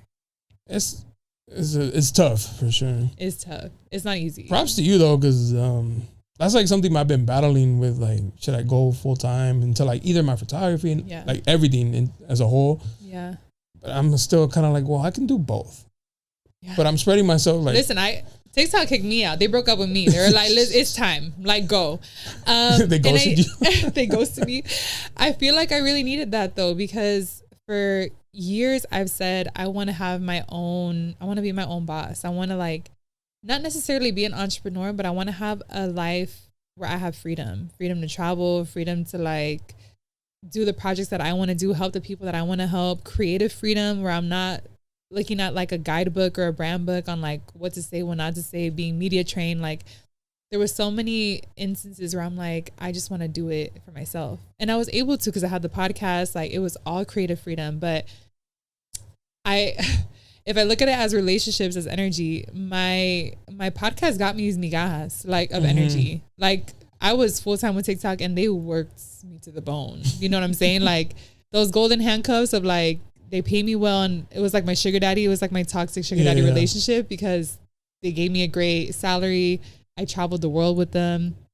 I was able to do like really dope shit with like dope people and creators and blah blah blah. But it was deeply toxic and I was really unhappy because what I really wanted to do was like pour everything into my podcast and like do that shit full time. So when I got to the podcast, I'd be depleted. I'd be like, I gotta work on this episode. You know what I'm saying? Like it was the last thing I wanted to do, and I do it because like I love it and I love like what I'm able to create. But let me tell you, like doing it now full time and it's a full everything. The way it happened was like God. It was, I finally have a studio space, moved to LA, have a studio space, have a producer, and I like symbiotic energy. Like I teach at their studio and they like, they you know what? Like they help me out with like production and all that. That's fire. And so like, even like my trainer, she's a client of mine. I do all of her content and marketing and like she trains me. Like finding ways to just like trade, like barter system, but it's helping each other out. It's saying to my trainer, I'm like, hey girl, I got a mortgage now and I don't have a full-time job, but what I can do is do your marketing because you just opened up this gym. Like, let me help you. Yeah. She's like, bet, because she's like, I hate social media. And I was like, bet, I love it. So like, even things like that, like it's asking for help. It's willing to be in a vulnerable place and be like, listen, I don't got the full-time cushion that I used to have, but here's what I do have. And how can we help each other out? But it's the first time I'm really doing this and I'm only a few months in. So we'll see where it goes. And I'm telling you, like the creativity, the renewed creativity that I feel with the podcast, like that's the only way it's been able to grow to where it has. Because this like growth that you were just talking about literally just happened in the last few months. Like it just kind of like, it just kind of popped. Yeah, I'm like, oh, but that's what happens when you pour from a place of passion. Like every clip is so intentional for me. Every like caption I like pour my heart into, and I don't really use like any of those ChatGPT. Like all of this is like ChatGPT is working hard right now. It's hard work, you know what I'm saying? But it's like I do, and I say that not to flex, but I say that as in like this is my art form. Like every post is like an art form to me. Every like person I interview is intentional. Every conversation and question is intentional, and it's with the intention that every listener can heal with us. You know, so it's my art form. I'm in a transition right now because I had and so I had to like step back and be like, okay, I started this, right? I've built this from the ground up. Yeah.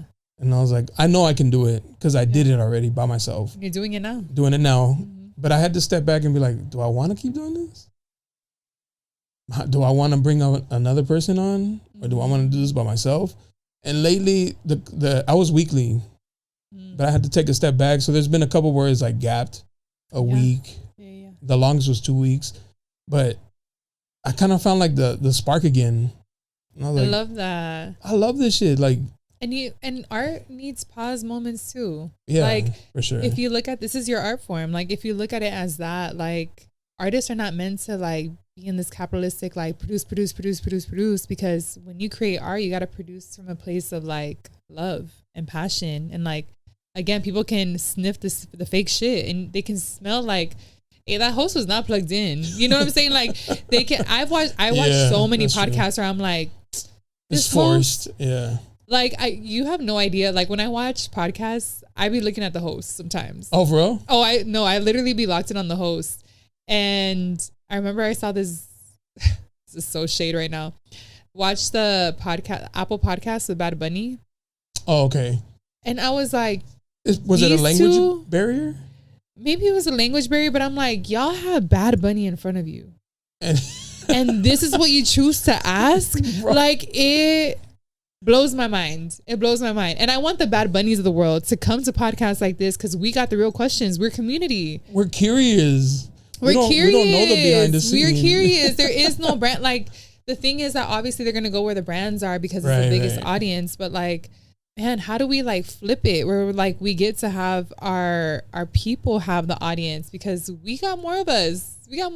Why y'all tuning into our podcast? I don't care about it. You care about Bad Bunny. Yeah. If Bad Bunny goes to like your podcast, people are going to tune in because it's freaking Bad Bunny. On like, this like random small ass podcast. But like, why does that matter? Like my goal is to have all these people that have the following to like pour back into our people. I hate the motherfuckers that are like, we influencers now, we don't work with y'all. Like, and it happens so much. All the time. And when I first started, I wanted to have like, just, you know, in the beginning, you're like, bro, I just need people to like know that I exist. Right. And I reached out to like a local artist and he's like, nah, I don't do San Diego shit. Like, where you from? You from here, bro. From San Diego. From here. You remember when nobody went to your shows? How did that feel, bro? Like, you can't show love? That part. I was like, damn, that's crazy. But that's karma. That's their karma. I be saying that. I'm like, you know what, though? Like, ain't on the radio no more, so. You know, and like, I'd rather a slow build and a slow growth than like a fast one and then a faster way to the bottom. Yeah, for sure. You know? So I really believe in that world. I really believe that one day we'll flip it and that our people will like pour back into our people. I was going to say, because you said that like they had Bad Bunny and like, these are the questions you... There's a podcast who had it done pissed me off. I looked at it, I was like, shut this shit off. Like he asked the question that actually went viral of like, do you wish like any one of your songs was in English so you can translate it so that like other people can understand it? He was like, no. Remember Bad Bunny singing like no, or I don't care, something like that. I'm just like, this is what you're asking? Like, you got Benito. Yeah. You got Benito. And it just pisses me off. Because it probably wasn't a fan. Because a fan wouldn't understand and have like more like... Because they also see like a very specific Bad Bunny. Now, on the flip side, I saw a interview with J. Cole. And I forget who the interviewer was, this podcast. But she was so good because she had been following him from the beginning of his career. And I just thought like that interview was so intentional. And it's not because of her preparation, but it's because of her passion, her love for his music.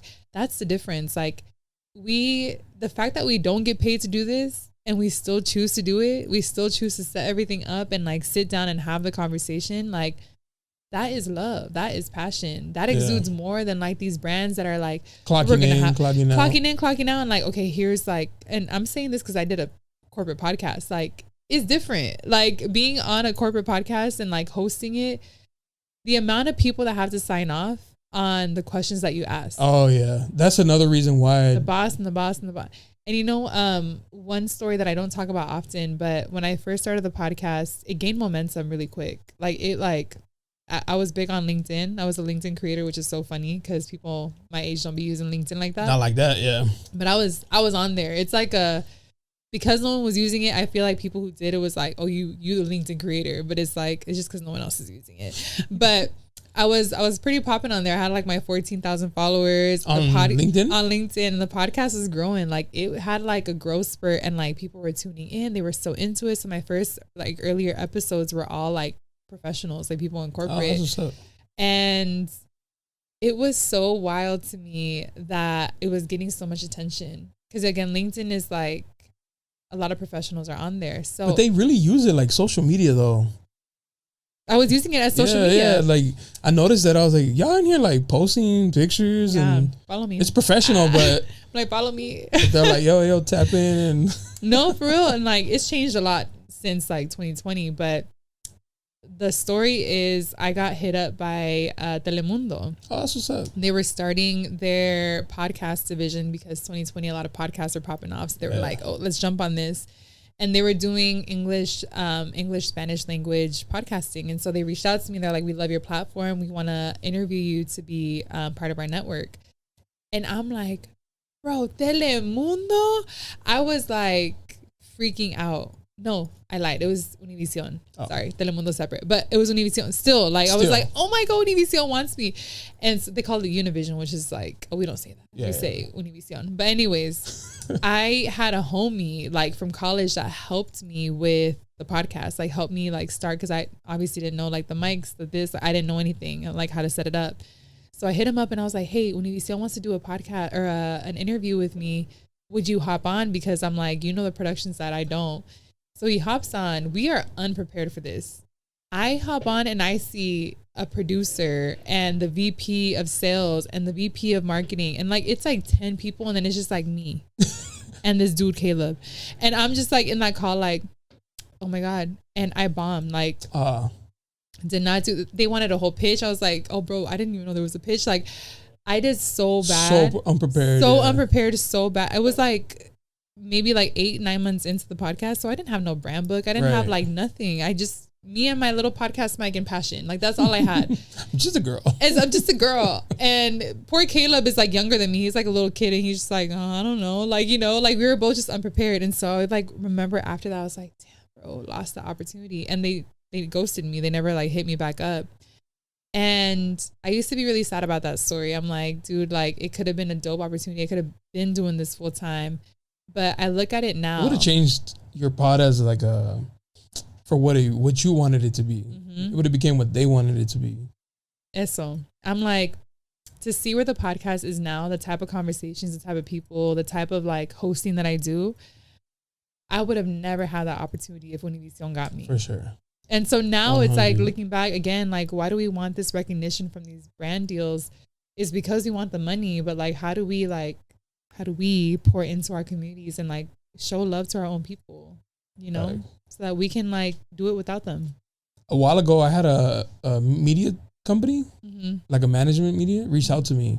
And I went and met up with them. We had like lunch and they pitched me what they wanted to do with my podcast. And like, they were going to give me brand deals and they're going to start me getting monetized off the pod. And I was like excited. I was like, finally, like, I'm going to make money on this. This is like, I was ready to come home and be like, hey, it's a wrap. We did it.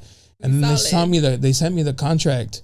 I'm not a lawyer, like, but I know how to read and I understand words. And I was reading it and I was like being very careful of like reading it. I wanted to make sure I understood what I'm reading before I signed anything. Yeah. And it just made no sense for me. It was like, they were going to take like a big percentage. And then they had the final edit. So they controlled the final edit. And I was like, what? Nah, like, no, bro. Like, no. One, I'm not using none of their equipment because I have my own. I produce, edit everything myself. Yeah. You're not doing none of that. Why am I going to give you any, like, this percentage that we're asking was kind of crazy. Yeah. And I was like, and you get the final say on what I post? Yeah, that part's weird. I just emailed them back. Take my money and then take my creative liberty too. It was a respectfully I passed, and they didn't like try to like come back. They just left it alone. And I was like, I'm so happy you chose yourself in that moment. Yeah, I couldn't do it. I would have like felt like I sold out. You know what I'm saying? And I think that there's always room to evolve. There's always room to grow. Like my podcast went from virtual only to like now I'm in a studio and I get to like really like invest in it. And invest energy and time and like really pour into the stories. But you find different ways to make money. Like my podcast has sponsors and whatnot, but I don't make a lot of my money off that. Like I make my money off throwing my own live podcast events. It's something I do in LA. hopefully in San Diego we can do a collaboration. Oh, that'd be dope. We're gonna claim it, put it in the universe now. I'm gonna go to one of yours. You know what I'm saying? But I'm trying to get like, we need our city to also have these conversations. But I've been doing those in LA, and it just came as a random idea. It was to celebrate my 5 years last year. I'm like, oh, let me celebrate like my 5-year anniversary by doing a live podcast and having a DJ and having food. And then I started working with nonprofits, and I'm like, oh, y'all are interested in this. Like, I can plan it, and then we can raise funds for like ICE people impacted by ICE. Like Chila is one of the nonprofits that I work with. That's dope. And so like you find your people that are willing to like show love and like collaborate. People hire me for Latin Heritage Month all the time. I always tell them I'm still Latina outside of Latin Heritage Month. You can still hire me. But that's where I make a lot of my money, because my clients are coming in and they're like, hey, we want to hire you for this panel. Can you host this conversation? Like, there are different ways to make money without the brand deals, where it's you have the creative liberty and you have like the control.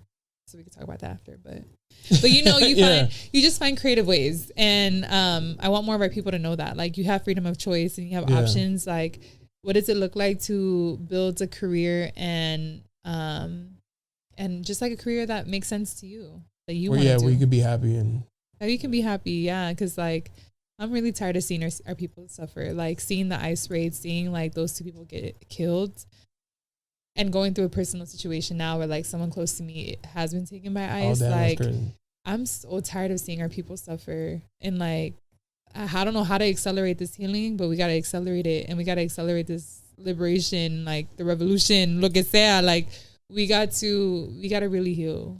It's like, and I don't care.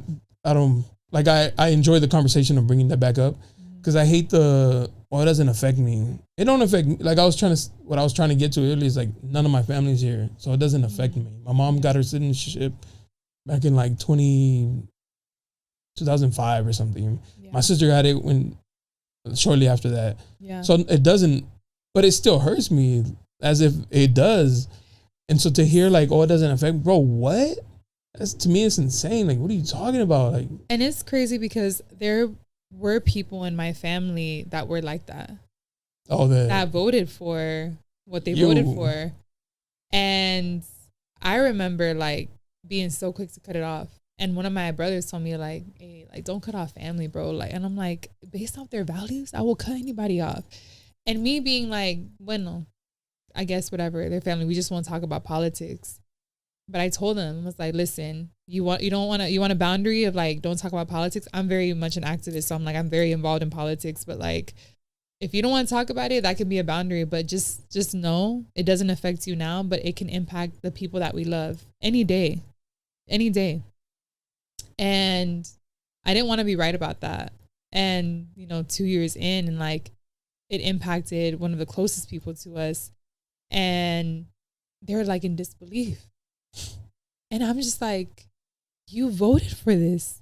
You knew he was anti-immigration. You knew he was like persecuting any immigrant. You knew that could have touched our family. And like, what the part that hurts is that like, this is my family, but how many of our Latinos voted for that shit? Yeah. Because they were like, well, it doesn't impact me. It doesn't affect me. Yeah. And it's like, how shitty of a person do you have to be that like you wait until something impacts you so that you can like make a change? When you see your neighbors struggling to make ends meet, when you yourself are struggling to pay for gas, like, you know what I'm saying? Like, this shit, like, politically it impacts everything, even down to like my job at TikTok. It was impacted because of the guy who's in presidency right now. Like, I lost a job because of it, actually. But you know what I'm saying? Like, this, people are like, well, politics is, and I'm like, no. Politics is our life. Like, everything is political. Everything from the systems that we use to the platforms that we use to like the people that we love that are like scared to go out and sell paletas or go out to work construction because they don't know si la migra va a estar ahí.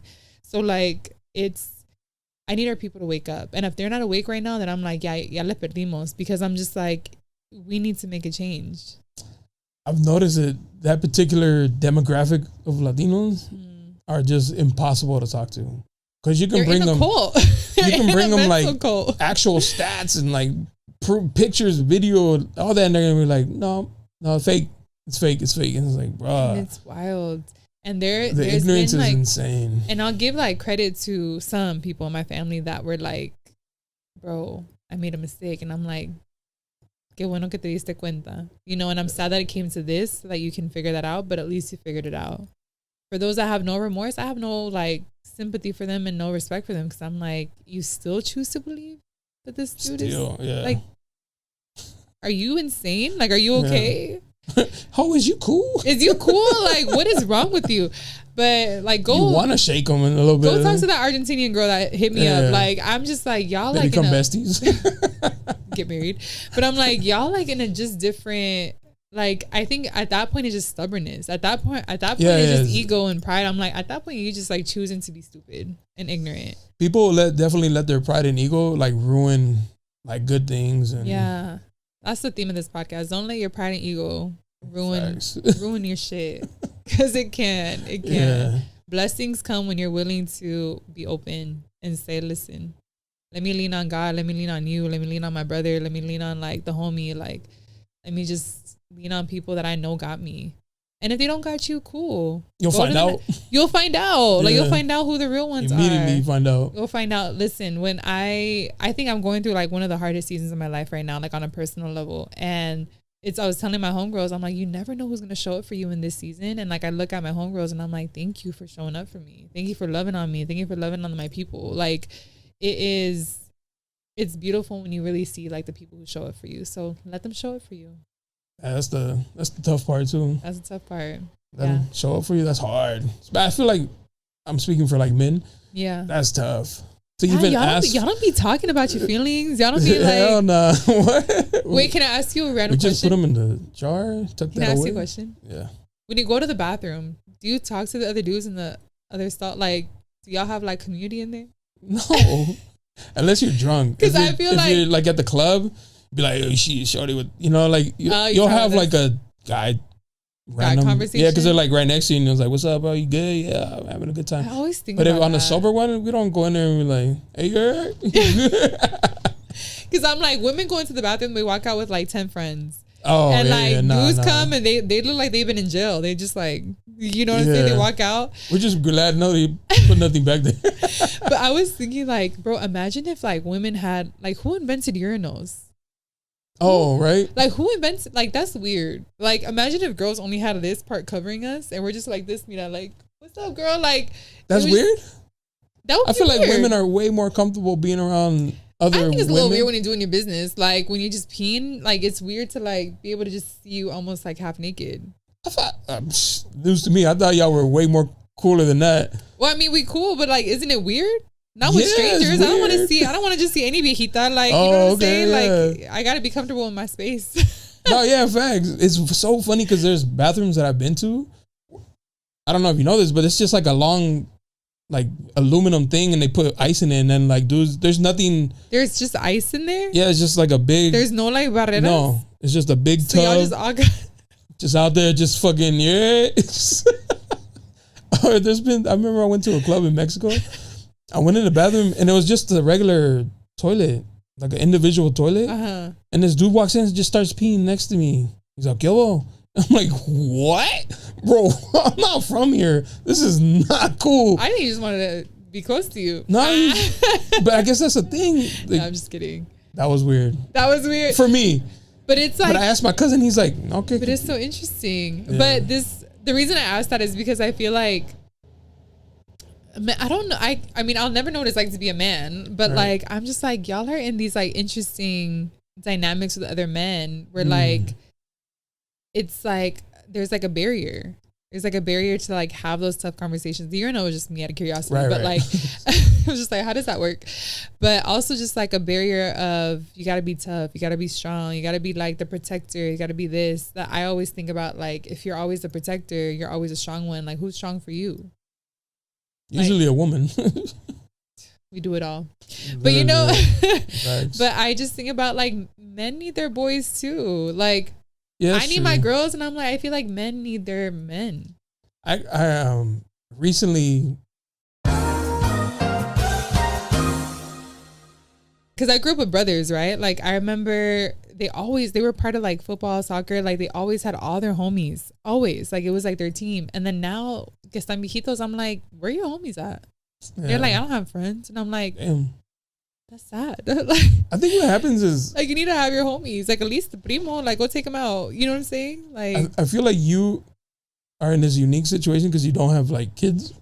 But I feel like when people have kids, I don't have kids either, but when people have kids, they kind of just like shift. Yeah. I mean, that makes sense. What they do in life. Like they start hanging out with other people who have kids and because they understand. And, you know, I get it, but I think that's just what happens. And a lot of my friends are moms and I'm just like, I'm La tia, the perpetual tia, because I'm also the youngest in like a lot of my friend groups. But it's funny because I'm like, I still like love them. Like there's things that I can't talk about with them. Like I can't talk about the differences of like school and preschool and like, right, and I don't even care to like, that's for your mom. Y'all got it. But like, we still human. Yeah. You know, you still be going through your emotion. I don't know what postpartum feels like, but like, tell me about it, you know, like let me lean into this season of your life. And I think that's what's dope about even women friendships. When I talk about it is like, you evolve with them. Even if you're not in the same chapter, like I'm still like, I'm loving you in this season as a mom, but like, I'm not a mom. Now I'm a homeowner. That's my baby. Yeah. You know what I'm saying? But one thing that me and my friends also talked about is men having their girlfriends, not like a partner girlfriend, but like their friends that are girls. I'm in this like super lucky position. I think, because I do have a few female friends that I consider close. Yeah. And like, that's all it is. Like just it's female like friends. Yeah. They know my wife. My wife gets along with them. Yeah. And it's like completely understood. But I understand that most women are not cool with that. Yeah. Because what do you mean you rather talk to them instead of me? Yeah. And like, while I can't share everything and anything, maybe there's some things, you know, that you don't want to share. You don't want the biased opinion. Or that you shouldn't share. Yeah. That's always interesting. I don't know how it works when you're married. But I mean, like, as someone who grew up with a lot of brothers, I have a lot of guy friends that I'm like, those are like homies. Like, once you a homie, like you a homie. Like, I don't see you as anything else. Right. But it's funny because we were having this debate at the gym and one of the ladies is like, everybody fucks at one point. And I was like, that's crazy. Ain't no way. Like, you can't just like have a friend that does dope shit for you or like that loves you without having it be romantic or they want something else from it. I've had this argument so many times because it's like, bro, when you have a homegirl, there's benefits to that. Like, they tap you in on like you don't fuck your homies. Just count her as one of those. Like, yeah, like dab her up, but we got to do like hit her, like put her aside and was like, there's so many other women. Why are you homie? No, literally, like pat her on the back, do something that makes you feel like punch her. I don't know, like. But that's like my brothers come to me, like I'm their sister. I'm their like one woman in their life that they can come to. That's like a not friend, but it's like, you know, she's a built-in friend because she's a sister. Right.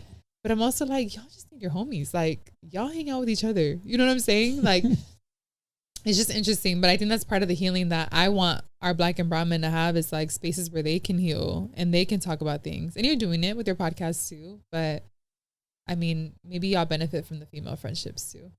It's tough, I think, because I don't know. I'll speak for myself. Yeah. Sharing something with somebody, it's like, I want to trust them, but my trust issues like don't allow it.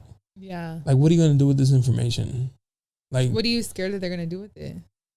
Like, I don't know. Mal de ojo shit or like mal de ojo, or like you get mad at me and now you're like using this against me, or like those are like just my trauma, my trust issues. My trust issues don't allow me to like really open up to people. And I had somebody, you know, that I thought I was close to, and they were like, well, you don't open up. And I was like, of course I don't feel safe. Like, if you don't make me feel safe, why would I ever? That's important though. Why would I ever? I think it's important for you to know what makes you feel safe. And I'm sure you know. Yeah. Yeah. Is it like a feeling that you get? Is it it's just like a mutual, like a feeling that, that it's like, oh, okay. Do you feel like they need to share something with you? No, never. Safe? It's just, I don't know. I guess it's like just when you know that, oh, this is a safe space. Yeah. Or like, nah, this is not a safe space. Yeah, you feel like your intuition. Yeah. Like you just feel it. I understand. There's like moments where, and I feel like that with like any relationship. Like if I don't feel safe, like I can't really fuck with you. We actually, you know what? Me and my friend just had this conversation. We were sending each other voice notes this morning about our attachment styles. And she just like laughs at me because I'm very avoidant. Like toxic. But not even in that way. Like I'm anxious avoidant. Like there's a part of me that like my trauma is because I was the youngest of 7, by far the youngest.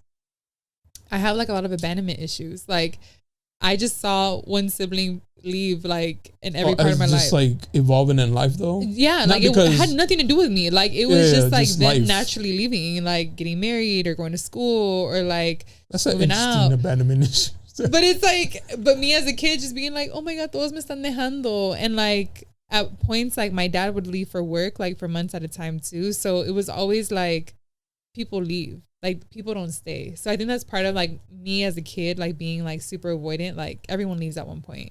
And it's not even abandonment, but it's like everyone leaves. So nobody's here for you forever. So no one's here forever. So I like sometimes have this mentality, but whenever there's friction in a relationship, I'm like, okay, anyways.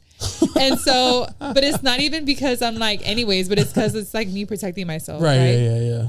And so we were having this conversation because I was like, I actually like am the one to create safety. Like, even if I don't feel safe, like I'll try to create an environment that feels safe for both of us.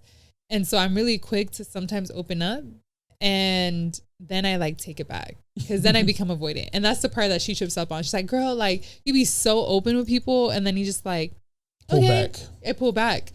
And it's part of me like, oh, I just trust you with something, but you might take it and you might leave me. And like, I'm just like, it's just, this is like work that I've done on myself and like with myself.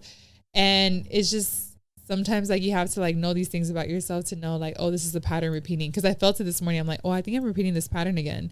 And how do I stop it? And how do I change it? Or how do I listen to it and know like, oh, this just doesn't feel safe anymore. And it's time for me to go. Cause it's not always like something to fight. So like with friendships or relationships, I think it's a give and take. Yeah. Like a dance, right? Yeah. So for instance, me, if you're my friend and I know that about you, then I care about you, then I would do things to like reassure that. Yeah. It's not extra work. It's just, I understand that about you. Yeah. So I'm going to be like, hey, I'm not going nowhere, bro. Like, I'm like we locked in, bro. We locked like, in. Feel how you feel, but just know that regardless, I'm all locked in if I care. Yeah. If I don't, then I'm just like, oh, she's being weird. I'm a dip too. She's being weird. You know what I mean? Because that's the easy way to. It's communication too. Like knowing what you need, right? Like we were saying, like knowing what you need to feel safe. And like, I learned this morning, I'm like, I think I need like check-ins for my homies to feel safe. Like a homie it could be months, like, cause you know, life gets busy. I'm not like, you got to text me every day. Cause I'm definitely not that person. But if you text me like within like a month, 2 months and just be like, hey, like, how you doing? Checking in on you. I'm like, that makes me feel loved. That makes me feel like, oh, you still thinking about me? Like, it's been months since we've done the podcast. It's been months since we had a conversation. Like, it's been months since we did that event together. But the fact that you're still thinking about me, like, oh, we locked in. You know, like those check-ins, but I got to do it too. Like you got to put into the world what you want to receive. And I do that with my people too. I literally make a list. Of who? I make a list of people. Tuesday. No, I make a list like every week of like who I want to check in with this week. That's what's up. Because to me, it's like, hold yourself accountable. Like if you love somebody, hold yourself accountable to like show love. Like that's the big thing for me. Love and accountability to me coexist in the same place. Facts. You know? So yeah, because lack of accountability will kill love. For sure. People are like, oh, love died. It's like, no, you just stop working on it. You killed that shit. You killed that shit. You murdered that shit. Like, you did that. Yeah. Like, you just not putting in the effort. You're not putting in the work. Like, shit. And now that person's weird because of your actions. That's crazy. That's crazy. That's crazy. And sometimes, like, listen, sometimes it's work that you don't want to do and you got to admit that and you got to be like, okay, moving on. But don't say love just died. Like, you just stop putting in the energy. Be like that. It'd be like but that. It's really just life. You learn, but it probably doesn't help your abandonment issues because then you're like, damn, they really dipped on me. You're like, otro. But you know, it's like one of the things that I told you this, like part of me breaking the cycle was like buying this house. For me, it was deeper because I mean, we struggle with like paying rent. We were homeless for like half a year, and I've been homeless twice. I was homeless again when I was after college, like working couch surfing. Like I've been through these moments of like not having steady homes, and the biggest thing I wanted to give myself, like my abandonment issue, is I wanted to create a sense of safety for myself so that like I'm always good. And buying that home for me was like a symbolism of that. Like, girl, you're good, you're solid, you got yourself. Like, it's almost like me mothering this like inner child and being like, girl, like, I know you feel all those things and like you want to take the reign right now, but like adult me got you. Like, I'm not leaving you. Like, I'm here. You know what I mean? And it's part of that healing of like, I know what it's like to feel like left or to feel like misunderstood or to feel like I'm not seen, which is why I've dedicated my entire like career to how do I make other people feel seen, other people feel like cared for, other people feel like they got somebody in their corner. Like all these things come back, and it's, are you going to do it and heal, or are you going to do it and like perpetuate the same cycles? Back to what we were talking about earlier. Like, we got freedom of choice and you still choosing to do that shit.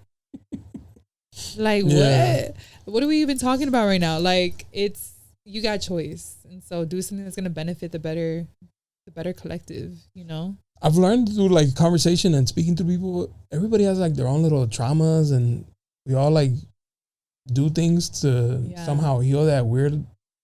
My shit is like trauma. Abandonment, money, like the money trauma is all tied. I ain't gonna lie, dude. Like, my mom was so big on money. Like, everything needs to make money, because obviously she came here with nothing, and they had to get Everything's a business. Everything has to be like, why aren't you doing blah, blah.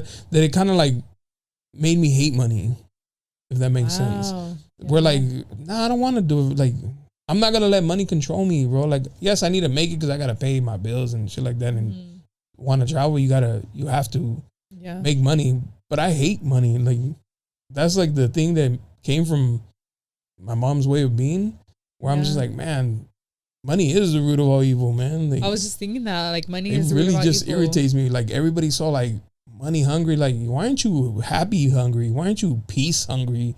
Why aren't you trying to find like that peace, or like just peace hungry? Be peace hungry. Be peace hungry. You know what I'm saying? Like, it's so weird, but I have my own shit too. Like, I have a huge sneaker collection, and it's because I didn't have it growing up, and I would have never dreamt, never to ask my mom to spend.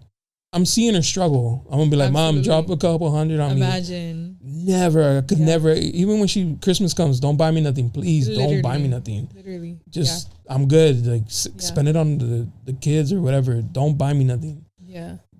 But that's my thing. Like, I gotta buy my own sneakers, because I remember buying like my first expensive pair, and I was like, When was that? When? Yeah.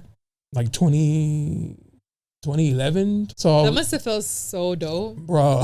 You're like, I did that. Yes, I did that. Like, holding them, I was like, damn, I got them. Yes, like, I've been wanting. I know these. men in their sneakers and their chains. That's a big thing. The sneaker game is just. I've learned to like control it now, but it was like a problem for a little bit. So he was just like, you're like, I hate money. Yeah, I hate money, but let me make, because I need these sneakers. No, but that's real. I really like resonate with that though. I think like money, I like that you said you didn't want to let money control you. And I think that's the biggest thing, is that I'll tell you a personal story. Like, my tia passed away last month, and she was the matriarch. She was the one that like immigrated here first, brought everybody else here, and my mom's the second oldest. And so my tia worked her whole life to make money. Like all immigrant families, like, era trabajo y trabajo, trabajo, trabajo. And when she was sick, like, she would tell me, like, you know, I worked so hard to make all this money that, like, I don't get to take any of it with me. And I was just looking at her like, I know, tia. And, like, money couldn't heal her cancer. Money couldn't, like, go to heaven with her. You know what I'm saying? Like, money, how do we have this healthier relationship with money? And I'm asking, like, almost for myself, too, because I don't have the healthiest relationship. Asking for a friend. Asking for a friend.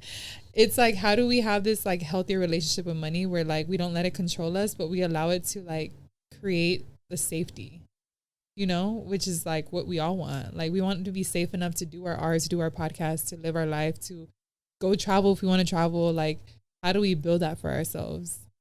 I don't know the answer. I'm asking for a friend. Please, asking for a friend. If you know the answer, let me know. I'm that friend. No, it's true, because I just feel like it's like it really is like the evil. It is, because it makes people turn on people.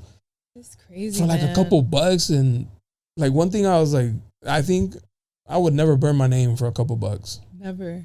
Like, never. I could never do somebody wrong for a couple bucks. You know what I mean? So when people do it, I can't relate to it, and it kind of like bothers me a little bit. Like, ¿Te vas a quemar por eso? Like, you're killing your name for a couple bucks? Like, it'll never make sense to me. But you know, like, that greed though. It's greed. It's greed that, you know, this is gonna be another hot take and maybe a controversial take, but I've gotten to the point where I'm like, bro, I don't even like, not that I condone it, but I also don't blame the gangbangers and the drug dealers, because I'm like, you give them no choice but to do shit like that sometimes. When you like create these like, when you glorify money like that, like that, like you see like what these CEOs of these big corporate companies wearing like Skechers and like baggy pants, and you selling like these $500 sneakers to like our people and our young kids that like my nephews are telling me like, I want this. They be sending me links like I'm the rich Thea. I'm like, thank you. I was, but we on a budget right now. And I will be soon. But you know what I'm saying? Like sometimes I feel bad because I'm like, this is all marketed to our own people, and we're the ones that struggle the most. And it's the balance. It's capitalism, right? And sometimes I feel like I be a little bit of a conspiracy theorist, and I'm like, they're trying to like kill us off. Like sometimes I feel like that, but it's also like, how do we just like change this like relationship to things, to material things? And like, you got a sneaker thing, like, love that. I got a nail thing. I got a hair thing. I'm like, I will always invest in like my beauty, but it's like giving yourself those luxurious things and also knowing like, it doesn't make you whole. It doesn't make you like less than. It doesn't make you like, it shouldn't make you greedy to like do anything for the sneaker, to do anything for the hair and the nails. Like sometimes I'm like, maybe I'll just have to have a month where I don't have my nails done. That's crazy. May that day never come. May that love never find me. May that love never find me. But like, my point of saying all that is like, money should give us the things that make us feel safe, the things that make us feel beautiful, the things that make us feel fly. But like, it should never get to the point of us like doing whatever we need to do to make money. And I'm just, again, tired of seeing my people suffer. Sure. I'm just tired of seeing my people suffer. And like I said earlier, I don't blame the gangbangers and like the drug dealers, because when the system doesn't give you options to like advance, doesn't give you the opportunities to advance, and like that's all you're around and that's all you see and that's all you can do, like I don't blame the people who steal because they need medicine. Like I don't blame the people who do these things because out of like necessity. My goal is like, how do we give people the different options? Like how do we like pour back into our people? And so I guess all that to say, like, I want our people to not suffer anymore. And I want our people to be able to have the sneakers and to have the freedom and to travel and to also come home and be with their families and not have to work at their computer every single like minute of the day. Like I want our people to have a life, you know? One thing I don't like is the judgment of other people's trauma, almost like they're trying to heal their traumas. Like you like hairs and nails or your nails done, whatever. There'll be a girl that's like, that's so stupid. That's a waste of money. Like I would do my own stuff. Like, but she rather do like this random other thing, right? And it's like, I don't like that, but I don't judge you for that. It's just people who want to judge for just judgment's sake. Yeah, like I'm just like, bro, are you happy? Do you want a hug? Like I've gotten to that point where I'm like, comments, you're like, no, I literally stop for that. That's crazy. What's changed the game for me? There's a book called The 4 Agreements. Don't take no shit personal. It's not always easy, but like I just stopped taking things personal, and I remember like how someone treats you as a reflection of themselves. Has nothing to do with you. I had a friendship breakup recently where she went off on the phone on you, talking on me, and I remember like old me would have been like hella combative, peleonera, like you're not about to call me out of my name. Like I would have been on that type of time with her, but I'm listening to her and I'm like, this has nothing to do with me. This is all her own insecurity. This is all her projection. And this is all super sad because there's no coming back from that. And I walked away from that friendship feeling great, to be honest, because I'm like, I didn't do nothing. I didn't do anything that I at least regret.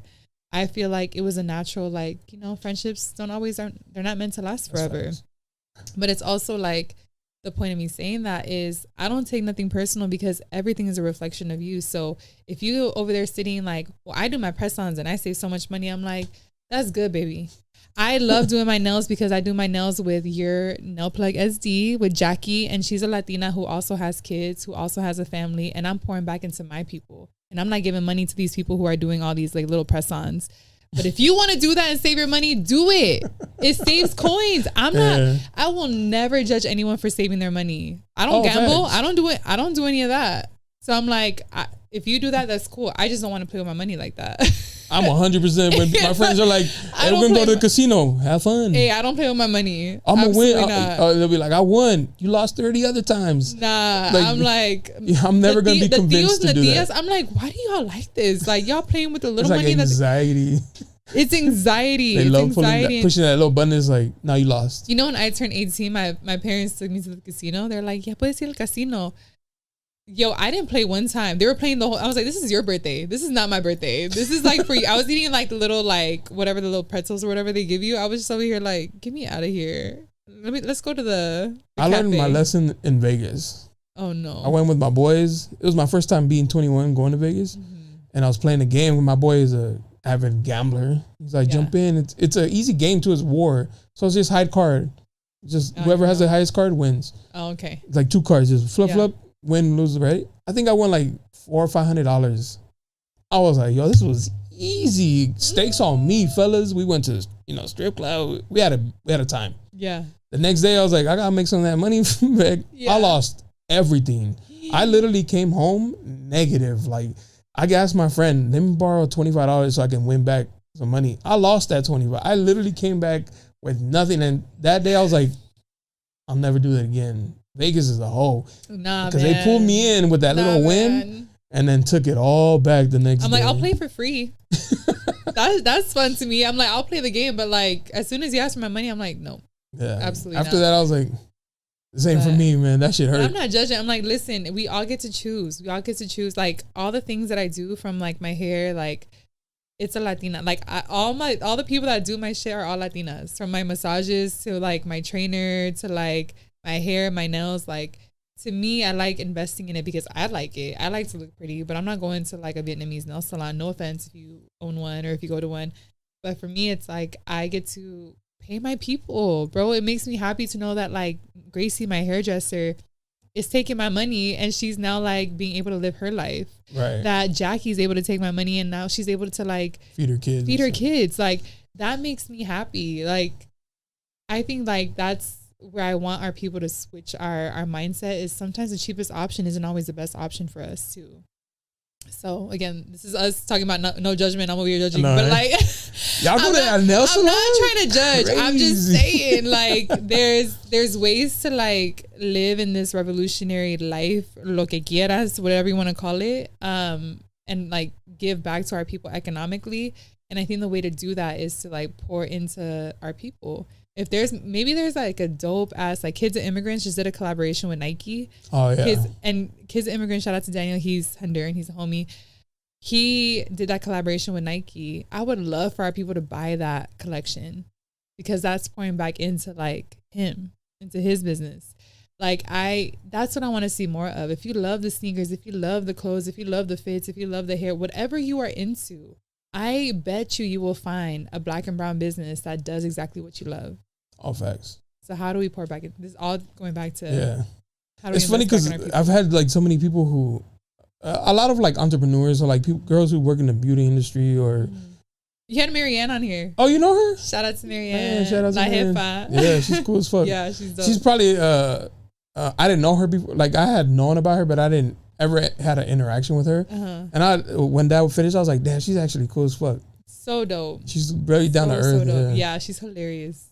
Oh, because that's funny. Obviously, you're from San Diego. So. Yeah, I mean, my nails is where I go to her salon. Her, that's what's up. Her Beauty Republic. I go to them. So it's funny because when I first moved back to San Diego, because I hadn't really like lived my life out here. I was living in the Bay. I moved back and I was like, well, I need like everything new. I need a new hair tech or hair girl. I need a new like nail tech. I need a new this, that. I met Marianne at the gym. That's what's up. And the trainer was like, yo, she's like hella plugged in with like beauty. She does all. I was like, oh my God, that's dope. I was thinking makeup. And then I saw her hair and I was like, oh my God, your hair's so bomb. I needed like a stylist. And she's like, oh, you got to go to Gracie. That's why I met Gracie. So like literally my hairstylist and my nails, I know. In the same shop? It's not, no. Gracie's in a different place, but she still goes to Gracie. But all that to say, like, she's a plug. She's like really your San Diego plug for all things beauty. I give her mad props because she is a hustler. Bro, a hustler. Oh, she be grinding sometimes because I go to the gym early and she'll be like, oh, you know, just finished my first appointment. I'm like, damn, what the fuck is getting their shit done like this crack is early? Yeah. She's like, bro, I don't stop. At one point. She be grinding. I got a lot of respect for her. Yeah, no. Because she's about her business. Like, yeah, she is. And like so many of our people are like, we're hustlers. And like the fact that you even like had her on here and like, you know, showed love to her and she showed love to you. Like, that's what community is all about. Yeah, nah, she's cool as fuck. I got a lot of respect for her. Yeah. But I've had a lot of those women on here that do in the beauty industry. And sometimes people will be like, yo, I'm looking for I send them all their ads. Right here. Yes. Pick one. Oh, you need a hair? Like, I even memorized, like, are you a curly specialist? I got you. Here's a homegirl, Ashley. She does curly hair. That's her specialty. I love that. Oh, makeup, boom. Oh, you need brows, eyelashes, anything. I'm always trying to plug them. Yeah. You become the connect. Yeah, I'm just trying to, like, put the people on, like. Oh, my God. I just had, I was looking at the comments for this recent video that I had. I told you I've been highlighting more brown stories. So I just had someone who's Egyptian talk about, like, being first generation Egyptian. And he's an artist. He's a music artist. And he's such a fire rapper, y'all. Lucky Sugar. He's amazing. Someone commented on the video and was like, yo, I'm a fan of your work. Like, I'm also a rapper. And that comment to me made me happy because I'm like, this is what I want, essentially, is for our community to be accessible. Because, like, I just mentioned those two podcasts, like Bad Bunny and J. Cole. Obviously, I can't reach out to J. Cole and Bad Bunny and be like, yo, like, would love to talk to you one-on-one. You know what I'm saying? Like, it doesn't always work like that. I mean, maybe they'll answer one DM. Bad Bunny, if you're listening. Preferably Bad Bunny. J. Cole too, listen. Yeah. I'll have J. Cole.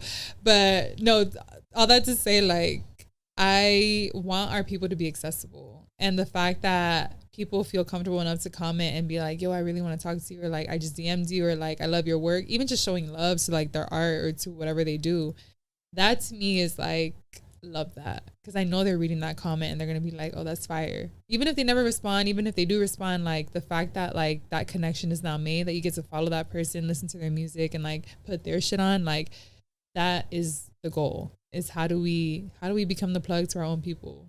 Facts, yeah. You know, we got to. Because who else is gonna do it? That's what the I'm big saying. Corporate ain't gonna do it for us. They Unless want you to go to like Hispanic Heritage Month, or they're like they want you to go to like Super Clips, or I don't know what those places are called, but you know what I mean. Like go to the barbershop. Go to the barbershop, yeah. Go to the homies barbershop, bro. Go to the homies barbershop. They're gonna do a better job anyway. Yes. That's like a new red flag. If a guy does their shit at Supercuts. Oh, what? That'd be crazy. I've never dealt with that, so I don't know. I don't know what that feels like to be like, where do you get your hair done? Supercuts. You gotta be like, excuse me. May that love never find me. That's it. Are you currently single? I'm currently single. So enjoy it. I'm enjoying it because I be in love. I be like locked. You fall in love? Once I'm in love, I be locked in. And this is actually the longest I've been single. And has it been years? It's been years. It's been 3 years. That's a long time. I mean, I've had like obviously dates or whatever. I've had like situations like that lasted like a few months or like a year, but on and off. Long distance. I mean, I've had situations. Amor de lejos, but I haven't been in a relationship in 3 years, and my first relationship was 4 years. My second one was like 2.5, and then two and a half. And then now I'm like, wow, it's been 3 years since I haven't had like a relationship. And it's the first time that I feel like super locked in with myself. Because the thing that I'm learning is when I'm in love, like I pour it all, man. I'm just like, oh, I'm going to like do this for you. Like I joke around. I'm like, I become a little infomercial. I'm like, I'm a cook for you. I'm a clean for you. Like I become like wifey. And to be able to do those things for myself, like I wake up, I do my own coffee, I do my own breakfast, like my friends come over and I'm able to show love to them. But I think now I'm getting actually to that season. I'm not emotionally available right now, but like I'm getting to a season of like, I think I'm ready to like be open to the possibility of being in a relationship. Like I'm about to turn 30 in a month. And I feel like, yeah, I'm like about to be ready for that chapter. Right now, I feel emotionally unavailable because there's so much happening in my family, a lot of grief happening in my family. So I feel like you wouldn't even be able to lock in. I wouldn't be able to lock in. Like my emotional capacity is so low, but I would love to build like something with an amazing man that's worthy of it. Do you worry with today's? I've been with my girl for such a long time. I'm like every day I worry about this generation, about this country, this about generation. these men. Yeah, like it's crazy. Because men want to be bad bitches so bad. Men want to be bad bitches so bad, and I'm like, leave that to us. Like, what are you doing? Oh my god, especially in LA. Oh my god, how you feel about the rhinestone clothing the dudes be wearing? You be pissing me off. Why are you wearing that? I saw it's giving you like me in middle school. Like what? I saw a video that says that we wear it because birds like shiny things. I was like, ew. I do love a man with style, but if you're wearing crop tops and rhinestone jeans, like that's a no-go. Nah, I'm sure someone would love that, but it's not me. It's just not you. It's just not me. No. I think about that. I like that. Damn, bro. Like, I have the guy conversation, my homies or whatever, the ones that are single and they're just on some fuck shit. And it's like, yeah, as a married man, I'm like, yeah, handle that, bro. Run through them, bro. You know, like, yeah. But on the other side, I'm not thinking about the best interest of my queens. You know, I think this is a result of capitalism too. I'm not trying to blame everything on capitalism. It's money's problem. It's money's fault. No, but if you think about it, like the dating world, how it is now in my generation, you don't know, and God bless you for not knowing, but like the generation that I'm in, it's very transactional. It's transactional. Think about like the apps. The apps make money off of people being single, and the apps benefit, or like capitalism benefits from people being single, because if I was locked in with a man right now, we would be rich, paying one mortgage, paying for one set of groceries. Like, we would be rich, but instead we're paying for my set of groceries. You're paying for your set of groceries. Like, capitalism benefits off us being single. And on women especially. FBI right now is like, go get her. Go get her. And for women especially, and men too. Like, for women, I'm saying because you got to look beautiful. So what do? You spend money to like do the Botox and do the lips and do the makeup and do this and do the blah, blah, blah. Like, you do it all because you want the male gaze, or like you just want to look pretty, but really we want to be in a relationship, because who doesn't want to be in love and who doesn't want to be desired? And in this day and age, you want to be on Instagram and flex the ass, flex the titties, flex like the abs, whatever it is, to get attention, to get like a boost of energy. And like, I think the dopamine hit, right? Like, capitalism benefits off our women and men being single. Now they make TV shows about it. They make Love Island so that you can be single and you can aspire to be on that show one day. Like, crazy. Think about it. Like, I'm sounding like a crazy conspiracy theorist, but it's also like, this is why dating for me has been so hard and why I've been single for 3 years, because I'm not impressed with a lot of shit. Like, I've actually kind of men tell me like, you're really intimidating, but I'm like, just be human, bro. Like stop trying to impress me type shit. But it's also like, I've had funny dates where men flex about having so much money, and I was like, that's good for you. Like, that's cool. I'm glad. It's because it worked. And on other women. And like, may the love find you that you're looking for, but it's not me. And like, I've had other men just like not know how to court a woman and not know how to ask them out on a date, or like they just want to kick it. And I'm like, miss me with that. Like, maybe I'm too picky or whatever, but I will never change my standards, because I've had it before. I know it works. Like, I've had great experiences in dating as well. Like, it's not always bad. I've had great experiences where men like really want to pour into you and be that man, but it's just like, it's not working. You're not my person.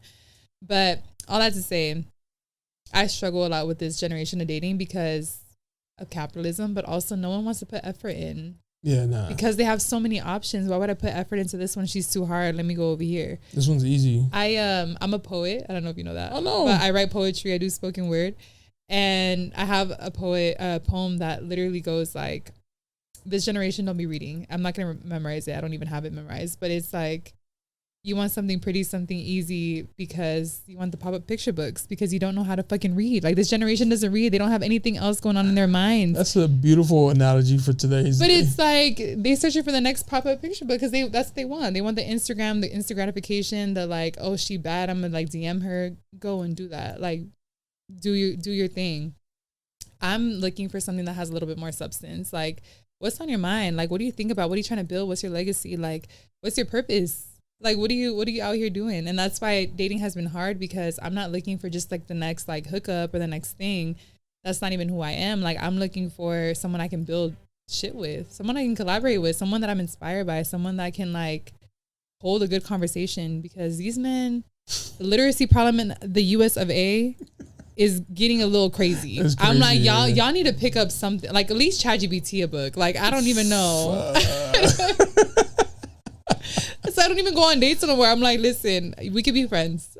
But I don't know, what do they like talk about? Like, I feel like they're just trying to impress. Like, they are, and it's weird. I'm like, it doesn't impress me. The more you try to impress me, the more unimpressed I am. I'm like, I'm the worst person to date. I know, especially LA. I feel like LA is like, well, maybe not like actual LA. Yeah. Born and raised, but like the transplants are like who go to move there because they super transactional. That's what, but it's the bad bitches that are like that. The bad bitch men that like want to be plugged in. They want to know like who do you know? Like, it used to be girls standing on the couches. Now it's the fellas and shit.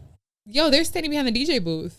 Facts, because I'm one of those birds. The men are over here like, you know, like, with the selfie, with the you know. And I'm like, do you like go off queen? Like, it's just a different generation, and and I actually spent the last 3 years. Most of my job with TikTok was traveling, so 80% of my role was like I was away, and I've traveled like all over the world. God bless, and I've been able to date in different parts of the world. Yo, America needs a lot of catching up to do, because like dating in Brazil, oh my gosh, so different. They're like lovers, you know, like they want to spoil you. And because they don't have like the money thing is that's capitalism. It's a huge difference. Capitalism, but it's also like, but they cheat too. So, well, you know, yeah, we can't have it all. I was when I went to Mexico, I was talking to my cousins about that. They make so little. But still, they can live. Yeah. Where here, if you don't make enough, life's gonna get hard. Can't live. That's also part of it. Like, I blame like this like generation of lonely people on like capitalism too, because you're so exhausted after work. Like, you don't want to do nothing. You don't want to go spend money. And you gotta go spend money. Ahorita trabajaste and you have to spend it. Like, I understand like why so many people are single and alone, and thankfully I'm not alone. I am single, but like I've never felt lonely, because I'm like, I got a dope community, and also like we can be friends, bro. Like, I think the weirdest part about dating and like when I was dating was these men, like they don't have game. Like, all they're trying to do is like talk about like how much they have or what they do, and I'm like, bro, like what? Like, I think it's just me being like having Scorpio placements or something, because I'm like, dude, what do you think about what's your trauma with your mom? Like, what's your relationship with your dad? You know, I actually had a guy, oh my god, one of the best dates I ever had was this guy was asking me all those questions, and I'm like, yes. Stop. Like, thank you. And didn't work out, but like him like asking those questions, but he was also older, and I'm like, oh, so he's looking for something different too, like a forever thing, or or like a wife. Like, he's looking for like a partner, a wife. Like, he's probably like, I'm not there yet, my boy. I was also 27 when I started. Like, that was my first few months being single. It wasn't even like a full year. Oh no, come on. So I was like, you're just on demon time, bro. Shit. No, but I was like, damn, of course I meet you. And then like had some bad dates, and then had a good day, and then had some bad dates. Like, he was actually like the first guy I dated after I broke up with my ex, and so he set the bar so high, and then it was so disappointing. I was like, should I go back to this? Hey, big head. Hey. He's probably married with kids and shit. Probably. We actually no, he's not, but we're still friends, and like, it's just friends, for real friends. No judgment here, girl. But it's one of those things of like, dating is just hard in this generation, and like people don't know how to put in effort. They're so quick to cancel someone, to like ghost someone, and when people ghost, that should be pissing me off, because I'm like, at least tell them why. I actually like. Okay, I need to like tell this to myself, because I have ghosted, but it's like, I'm not talking to you. Like, it's one thing to talk to them for months and then ghost, or like meet them out and like a random exchange, and you just kind of ghost because you're like, it's not gonna go anywhere.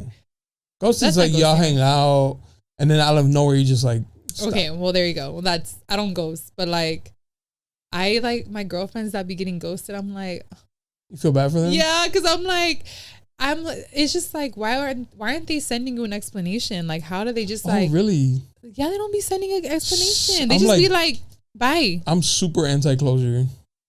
Like I don't need none of that. Like I just decided I don't want to. Oh, so you would be the ghoster? For sure. Damn. I would for sure just be like, that came to an end. I don't care to know an explanation. You're like, I'm anti-closure. I don't believe in it. Like I don't believe in like what so happened. Sad, like who gives a fuck? Like I just don't care anymore. Like that's so sad, bro. I be feeling bad for my girls because I'm just like I don't know what to say. I think I got ghosted. I actually did get ghosted one time, but I followed up and I was like, hello? I was like, yo, we good? Roses. And I mean, I actually like, I think that was the one situation that taught me like how to be honest. Like, if you want something, say what you want. That's like, true. I mean, yeah, I get it. You know what I'm saying? Like, and if he says no, then like that has nothing to do with you. It's just a preference. Like, you just prefer something else. Like, I think like more women and men need to be more vulnerable. That's another thing with this generation. They don't have like that emotional vocabulary to be like, hey, I'm really feeling you. Are you feeling me? Like, and then they could be like yes or no, or they could be like, oh, I'm not ready right now, or I just want to be friends. Like, you can have those conversations without feeling like you're personally attacked by it. Yeah. You know? But anyways. Well, I'm also one of those like, we'll try, and then I just reach the point where I'm just like, all right, well, I tried. Yeah. Now I just gotta walk away. See, but I don't be trying. If I don't feel it, I don't be trying. I'm like, if I don't feel the initial like, oh, I'm interested, or like, oh, I think you're my person, then I just won't even go there. Because I'm ghost. But it's not like because they're trying. But it's not like I'm leading someone on for months and then I ghost. It's just like I won't even like. But I feel like you're right though, because I feel like when I don't know if you ever done it. If you had an interview and maybe it didn't go your way. Oh, and they be like, hey, no, can you tell me where I can improve on? That would be. We need to have that. That would be dope, right? If someone ghosts, you just be like, hey, give me some feedback. Yeah, like it didn't work out with you. I ain't even tripping. Yeah, exactly. But I just met somebody last night. Hey, like let's help each other out. Let's help each other out. This is actually something funny because one of my friends, she recently got ghosted. I won't say obviously her name, but she recently got ghosted, and I was like, listen, if he follows up, dope. If he doesn't follow up, I would say just reach out to him and be like, yo, you want to go on that second, third date? And then if he says nothing, or if he says no, then just be like, ask for feedback. Like what happened? Like product review? Like a product review. But it's send like 5 stars, which 1 to 5. Can you fill out my survey? But it's also like, it's also just being honest with them so that they don't do it to the next person. Like maybe it's not feedback. Maybe it's like, yo, I was really feeling you and I got really disappointed that you just ghosted me like that. Like, can you tell me why? Or maybe you don't even fucking care to know why. But it's like, at least they know now, like, hold them accountable. Maybe they need to be put in their place. Like, you can't just be ghosting people and playing with their feelings. You believe this goes both ways? I believe this goes both ways. Men should do that to women too? I think men have a right to do it to women. You know what's crazy? Could we be honest? Women probably ghost. I do. I had like the funniest... I have to tell you this. Funniest. I never talk about my dating, by the way. This is like the first time ever. Exclusive type shit. Exclusive. You heard it here. There's someone I have a big crush on, but it's funny because I'm like emotionally unavailable, so I'm like not going there. Is he like a normal person? I mean, not like. I hope so. Famous? No, like not famous or. No, not famous. He's not like a celebrity crush. No. Oh, no. He's a real person. Like somebody you know. Someone I know. Yeah. And he's. Might be you, my boy. Hey. And it's just a crush. Like he don't know. I don't like. You know what I'm saying? Like I won't tell him, but just because I'm like it won't go anywhere. But we were just friends. We were friends for a long time. I developed this crush, and I was like, he gives me energy, but doesn't give me energy. Maybe I need someone that just communicates a little bit more. I was saying that to myself, and I kid you not, God has sent me the lesson. I go out with my girls and I meet this guy and he's super upfront, honest. And he's like, listen, like I'm a big like communicator, says that off the bat. And I'm like, oh my God, this is it. Like, Dios, thank you. And we exchanged numbers. That night he's like trying to see me. And I was like, I'm out with my girls. Like, I'm not going to go see you. And it's like 10 p.m. at this time. I'm like, this is not a date. This doesn't count as a date. And so the next day he's texting me in the morning. I wake up and I'm not like a big like I don't want to text. It's funny because I'm saying I want a communication, but I want it like intentionally. I don't just want to text you for the sake of texting you because I'm like, this is boring. Like a obligation or something. Yeah. And he's like, good morning. And I was like, you know, a few hours later, I'm like, hey, good morning. Sorry, like had a busy morning. He's like, no, all good. What are you doing today? This is the thing. I'm like, ask the girl out on a date. Don't be asking her what she's doing. Like, you know what I'm saying? Don't beat around the bush type. Don't beat around the bush. Like, if you want to take her on a date, take her on a date. He's asking what you're doing. I'm like, about to get ready for the day. And then later, what are you doing? Oh. And I'm like, about to get ready for it. Still getting ready for the day. You know what I'm saying? Like, there's no conversation. And then he's like, you know, I feel like I met my wife. I feel like I like... And I'm like, bro, you don't even know my last name. Like, how do you know you met your wife? Like, that's just crazy. Trying to love on me on a text thing. And I just don't respond because I'm like, he's young. Like, he doesn't mean all this, you know? So I'm ignoring it. He sends me a voice note at the end of the day. And he's like, I know women like you just love to like get numbers and ghost men. You went the aggressive. Oh my God. He's like, I'm a big communicator. I didn't know you were an ass communicator saying things like that to me. And I'm listening and I was like, oh, I don't know who homeboy thinks he's talking to. Should have saved that. Put no, on the podcast. I do have it saved. But I just ended up texting back. I was like, listen, it sounds like we just not aligned. So we can just end it here. And he responds like, oh, now you're using corny language to like basically say you're not interested. Like, I'm not the kind of guy to be blah, blah, blah. He starts going off again. And I'm like, damn, bro, who hurt you? But it was a lesson for me of like, okay, let me be specific what I asked God.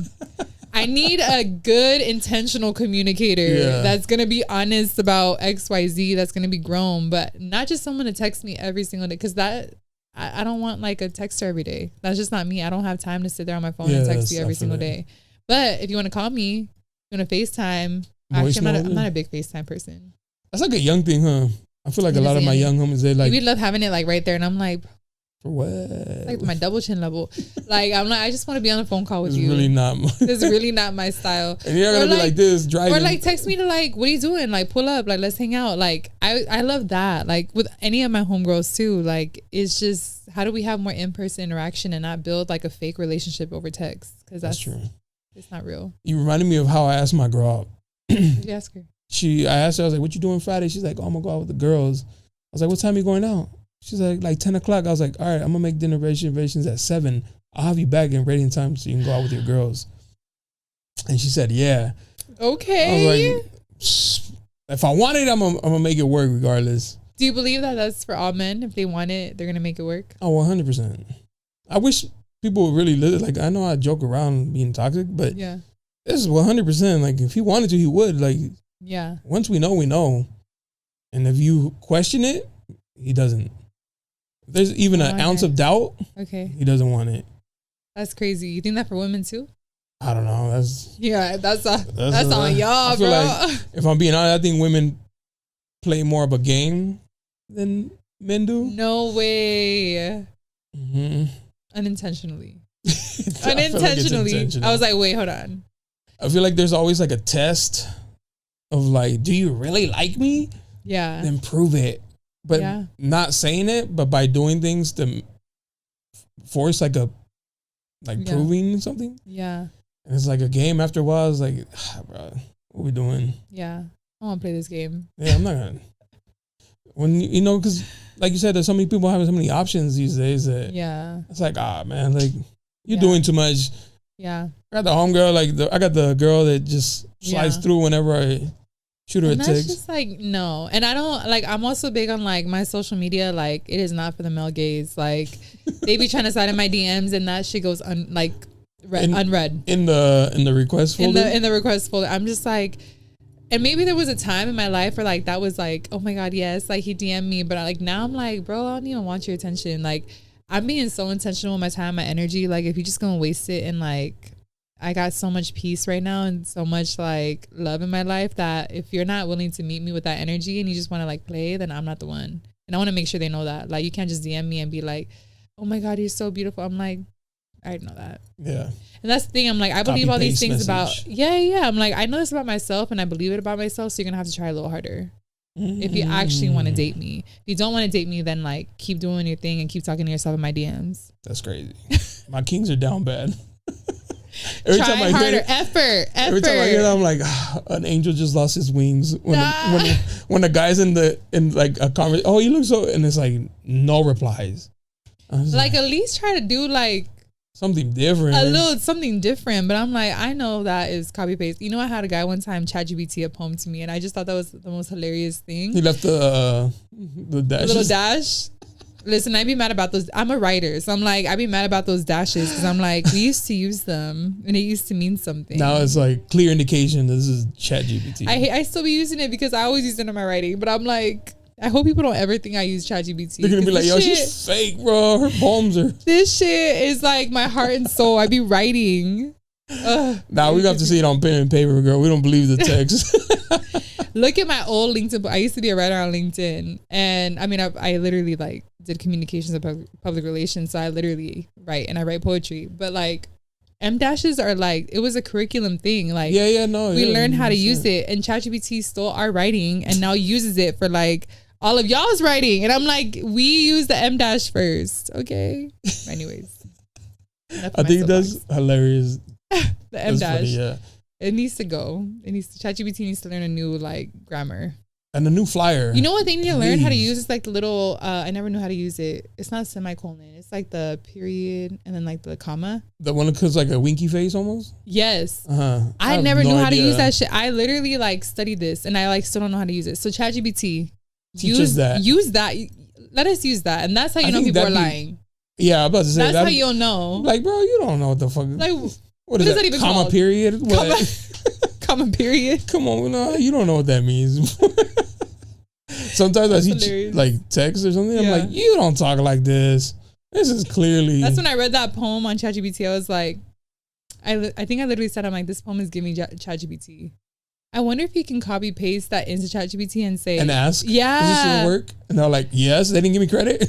Wait, can you actually do that? I have no idea. That'd be fire because so many of y'all hoes would be done. I use ChatGPT, but I write it out first. And I'll be like, how correct is it? And sometimes it's like, this is really close, but change this. But at least it's your like writing. Yeah. That's different. Like some people I'm like, I know you don't sound like that. Yeah, like facts. that is not your voice.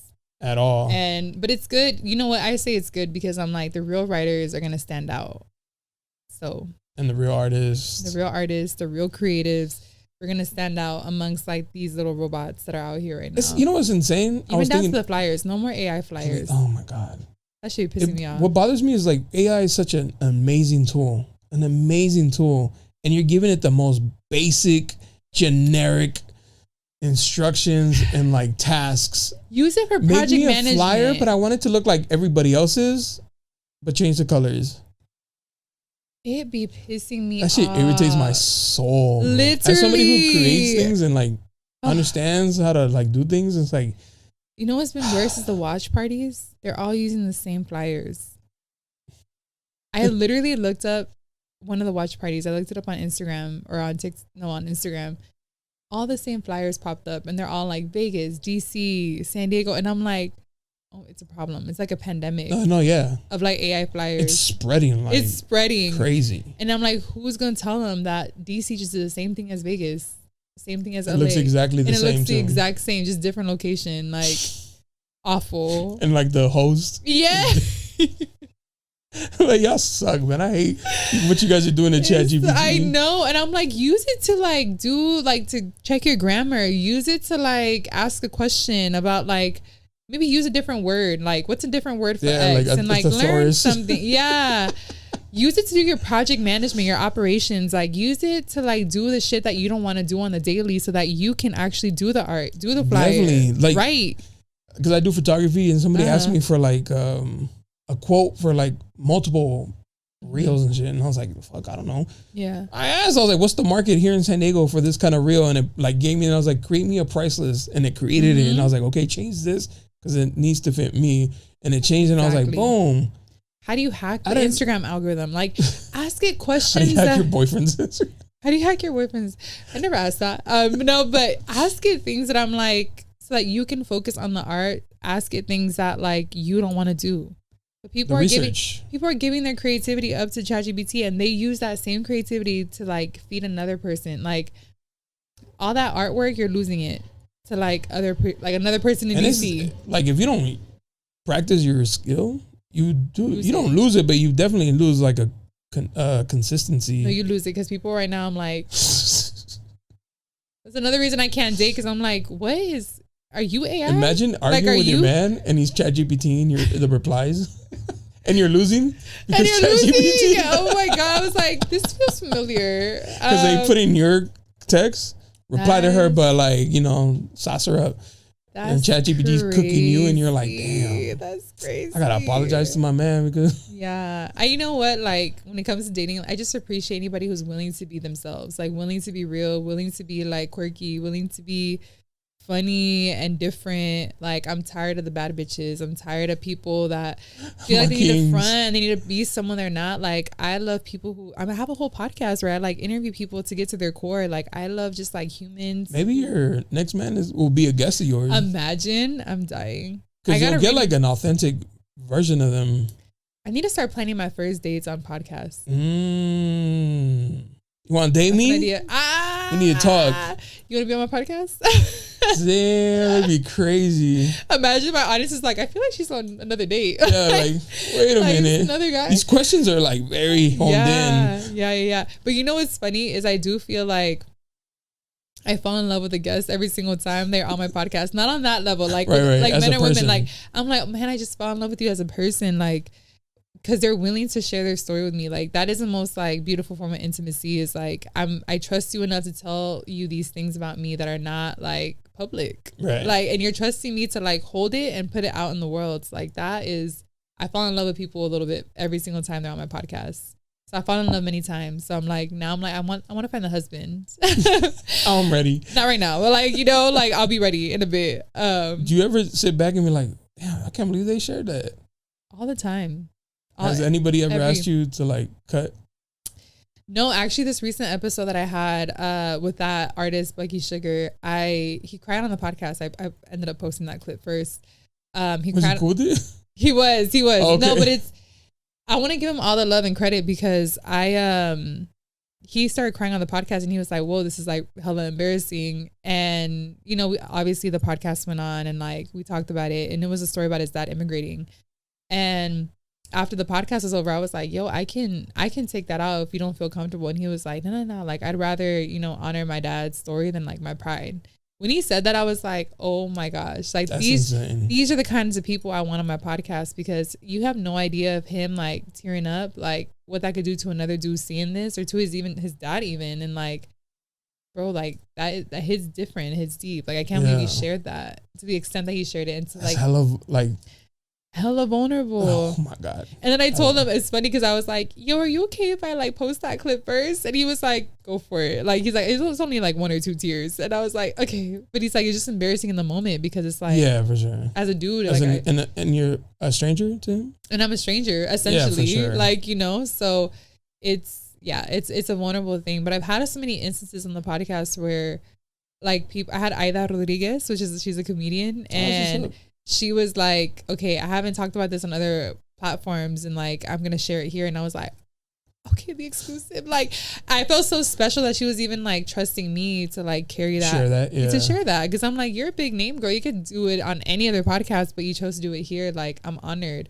Or people sharing like vulnerable stories about like, I mean, I've had everything from like living undocumented to like suicide and machismo culture to like people talking about their dad immigrating and like how that touched them differently. Like there's so many stories like that I've had over the years, and that's why I'm saying like I fall in love with them even after the podcast, because I'm like, you trusted me with that, and like thank you, because now I'm carrying that story and I'm delivering it to like my audience, and like, you're trusting me with that. That's big too. I wouldn't even trust myself with that. Like, for real. I mean, I would, but like I wouldn't trust other people with that, because it's vulnerable. Like, crying's such a big thing, especially for men. Black and brown men, are you kidding me? Like, that's tough. The tears, they like, we gotta like, it's like forbidden for do y'all. it in a corner where nobody's looking. You crying? Nah, man. You cut onions? But it's something, it's funny. Me and my friend are like, we love seeing men cry. That's fucked up. No, but it's like on some real, like, that's vulnerable. That's beautiful. Oh, like, I thought you meant like, cry. Not on that bitch. level. At least not for me. I don't think she's saying like that. But for me, it's like, oh my God, because I know that it's so built up. Like, I know that like yo soy llorona. Like, I don't cry publicly all the time, but I like definitely am a crybaby. Like, I'm a whole poet. Your girl be in her feelings. Your girl be in her feelings. But men don't get access to that all the time. And so when I see like a man cry, like it makes me feel like, oh my God, I know that shit's built up. Like when I would see, like it's overflowing. It's overflowing. Like Ronaldo, like even that, like in the World Cup, like him crying, I was like, oh, pobrecito. Like, cause that's years of his career that he's like crying over. I'm just like any man who cries, I'm like, I have like a different level of respect because I know it takes a lot of vulnerability. Bro, tough. Actually, when I announced I was gonna go back to doing this alone, the video was also like me saying like, damn, I don't know if I want to do this anymore. But I built this, like I started this from scratch, and I started crying, and I was like, wow, I look like a bitch. And it's like, not only did I record that, edit it, post it, left it up, and after a while I was like, I should probably take that down. But I was like, you know what? Who gives a fuck, bro? Like, I cried too. People don't care as much as we think. But the feedback I got from it was like so like reassuring and supportive. People were like, bro, like that was like heartfelt. Like people were like, you made me cry. Like, don't stop, keep going. And I was just kind of like, damn. I thought for sure I was gonna be like roasted in the comments, like, no, bitch. No, because we need to see more about men cry too. And it's not like you out here just crying every single day on the podcast. Right? Like then they'd be like, yeah, then that's a little. I'm kidding.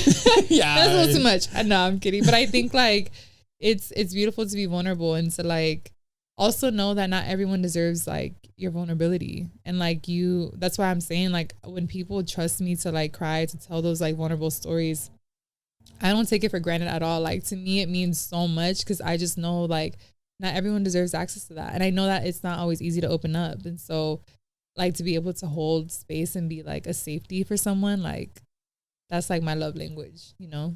Now you're doing the Lord's work without knowing. We out here. We out here just help healing like one trauma at a time. One trauma at a time. And that's really it's the like biggest therapy. part. It's therapy. For sure. And it's funny because I had a lot of people always say that after they leave, they're like, that was like therapy. And I actually had a therapist on my podcast who was like, you should never pay your therapist just to like vent. Like your therapist needs to give you like sound advice and like practical tools and like things to use. She's like, your friends should be there to like do this. Your friends should be there for you to like hold space, you know?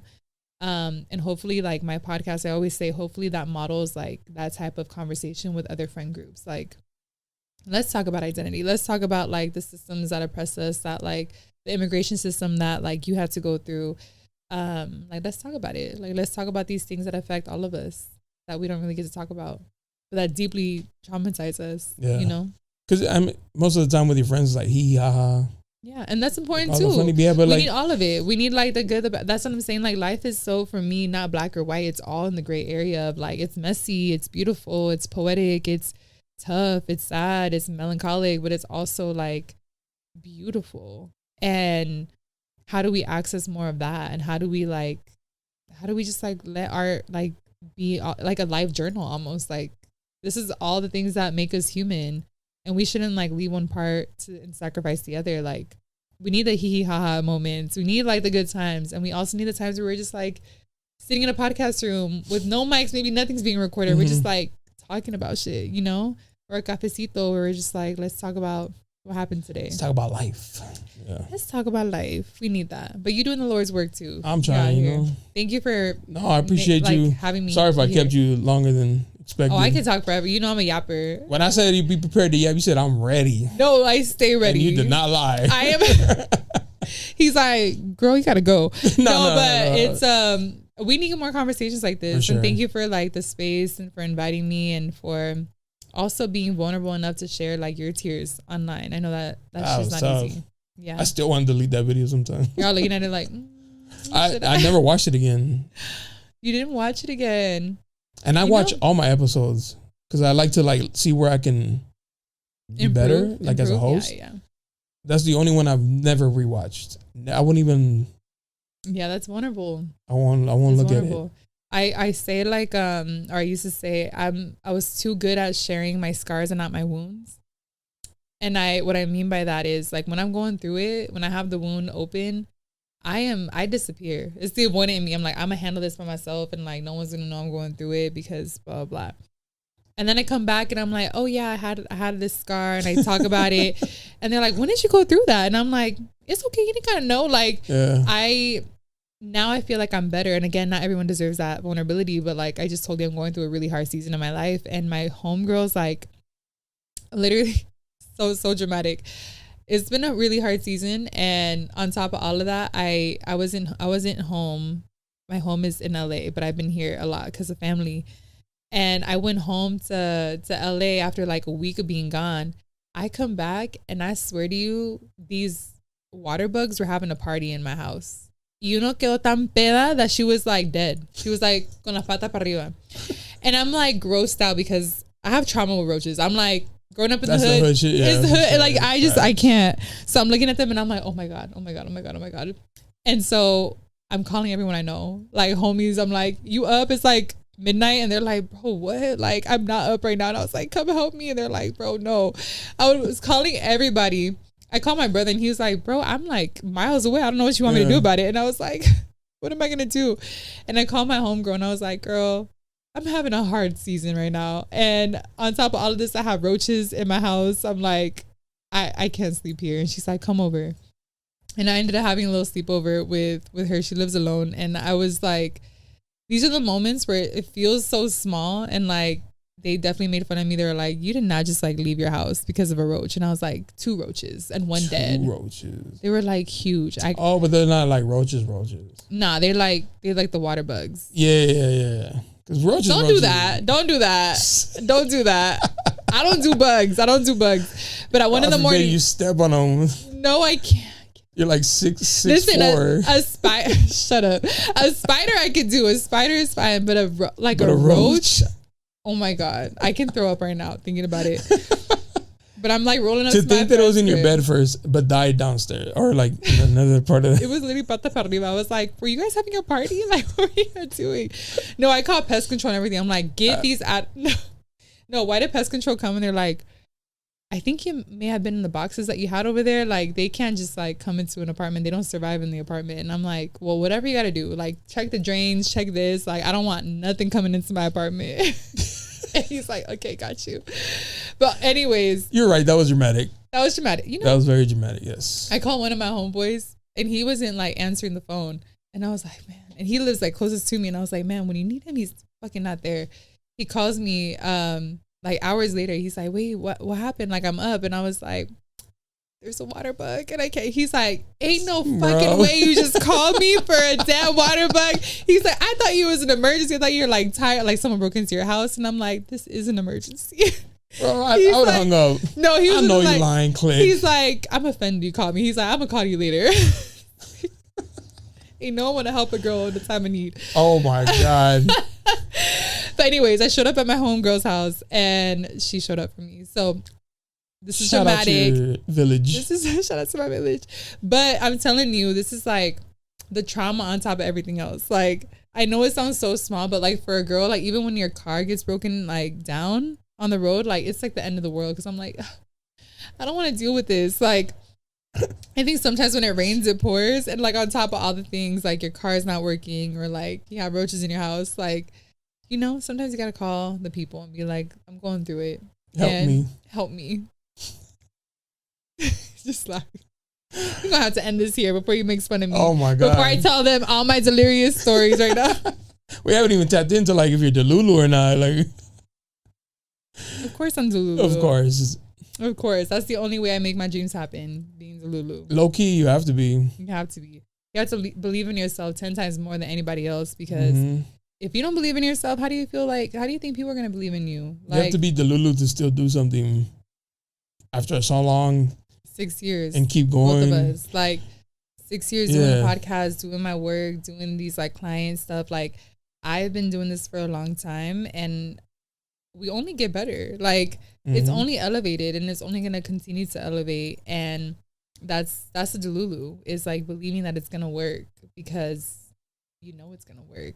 Yeah. Like you feel it in your bones. Like, you know, like whatever that means it's gonna work. Whether it means you're part of a network, you create a network, or you make your money like through the podcast, like whatever that is, like be so delusional about your dreams that like it comes true. Facts. I love that. Got to. And we will end it on that. And we will. I appreciate you for sliding through. Thank you so much. Thank you for this. I really enjoyed the conversation. Yeah, this is fire. You're actually really cool. I don't know what those other people were talking about. No.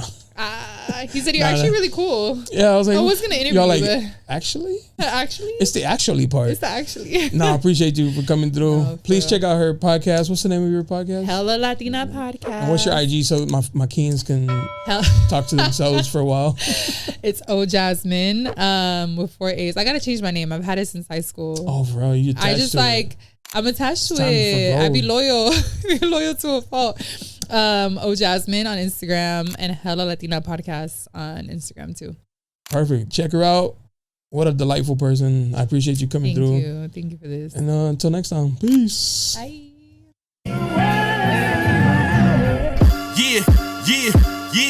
Yeah, you looking for me, you can find me at the spot. Chopping it up with Jonah, we talking about what's hot on the block. Up in Dago, man, we bumping. Keeping it confidential, you know this how we coming, we in front. Looking for that real, better tune in and stick by. Put on for the city every time that I dip by. Getting to that gritty every time that we sit down. Promise you it's real every time that I get round. Come on. Been in the field playing, we work.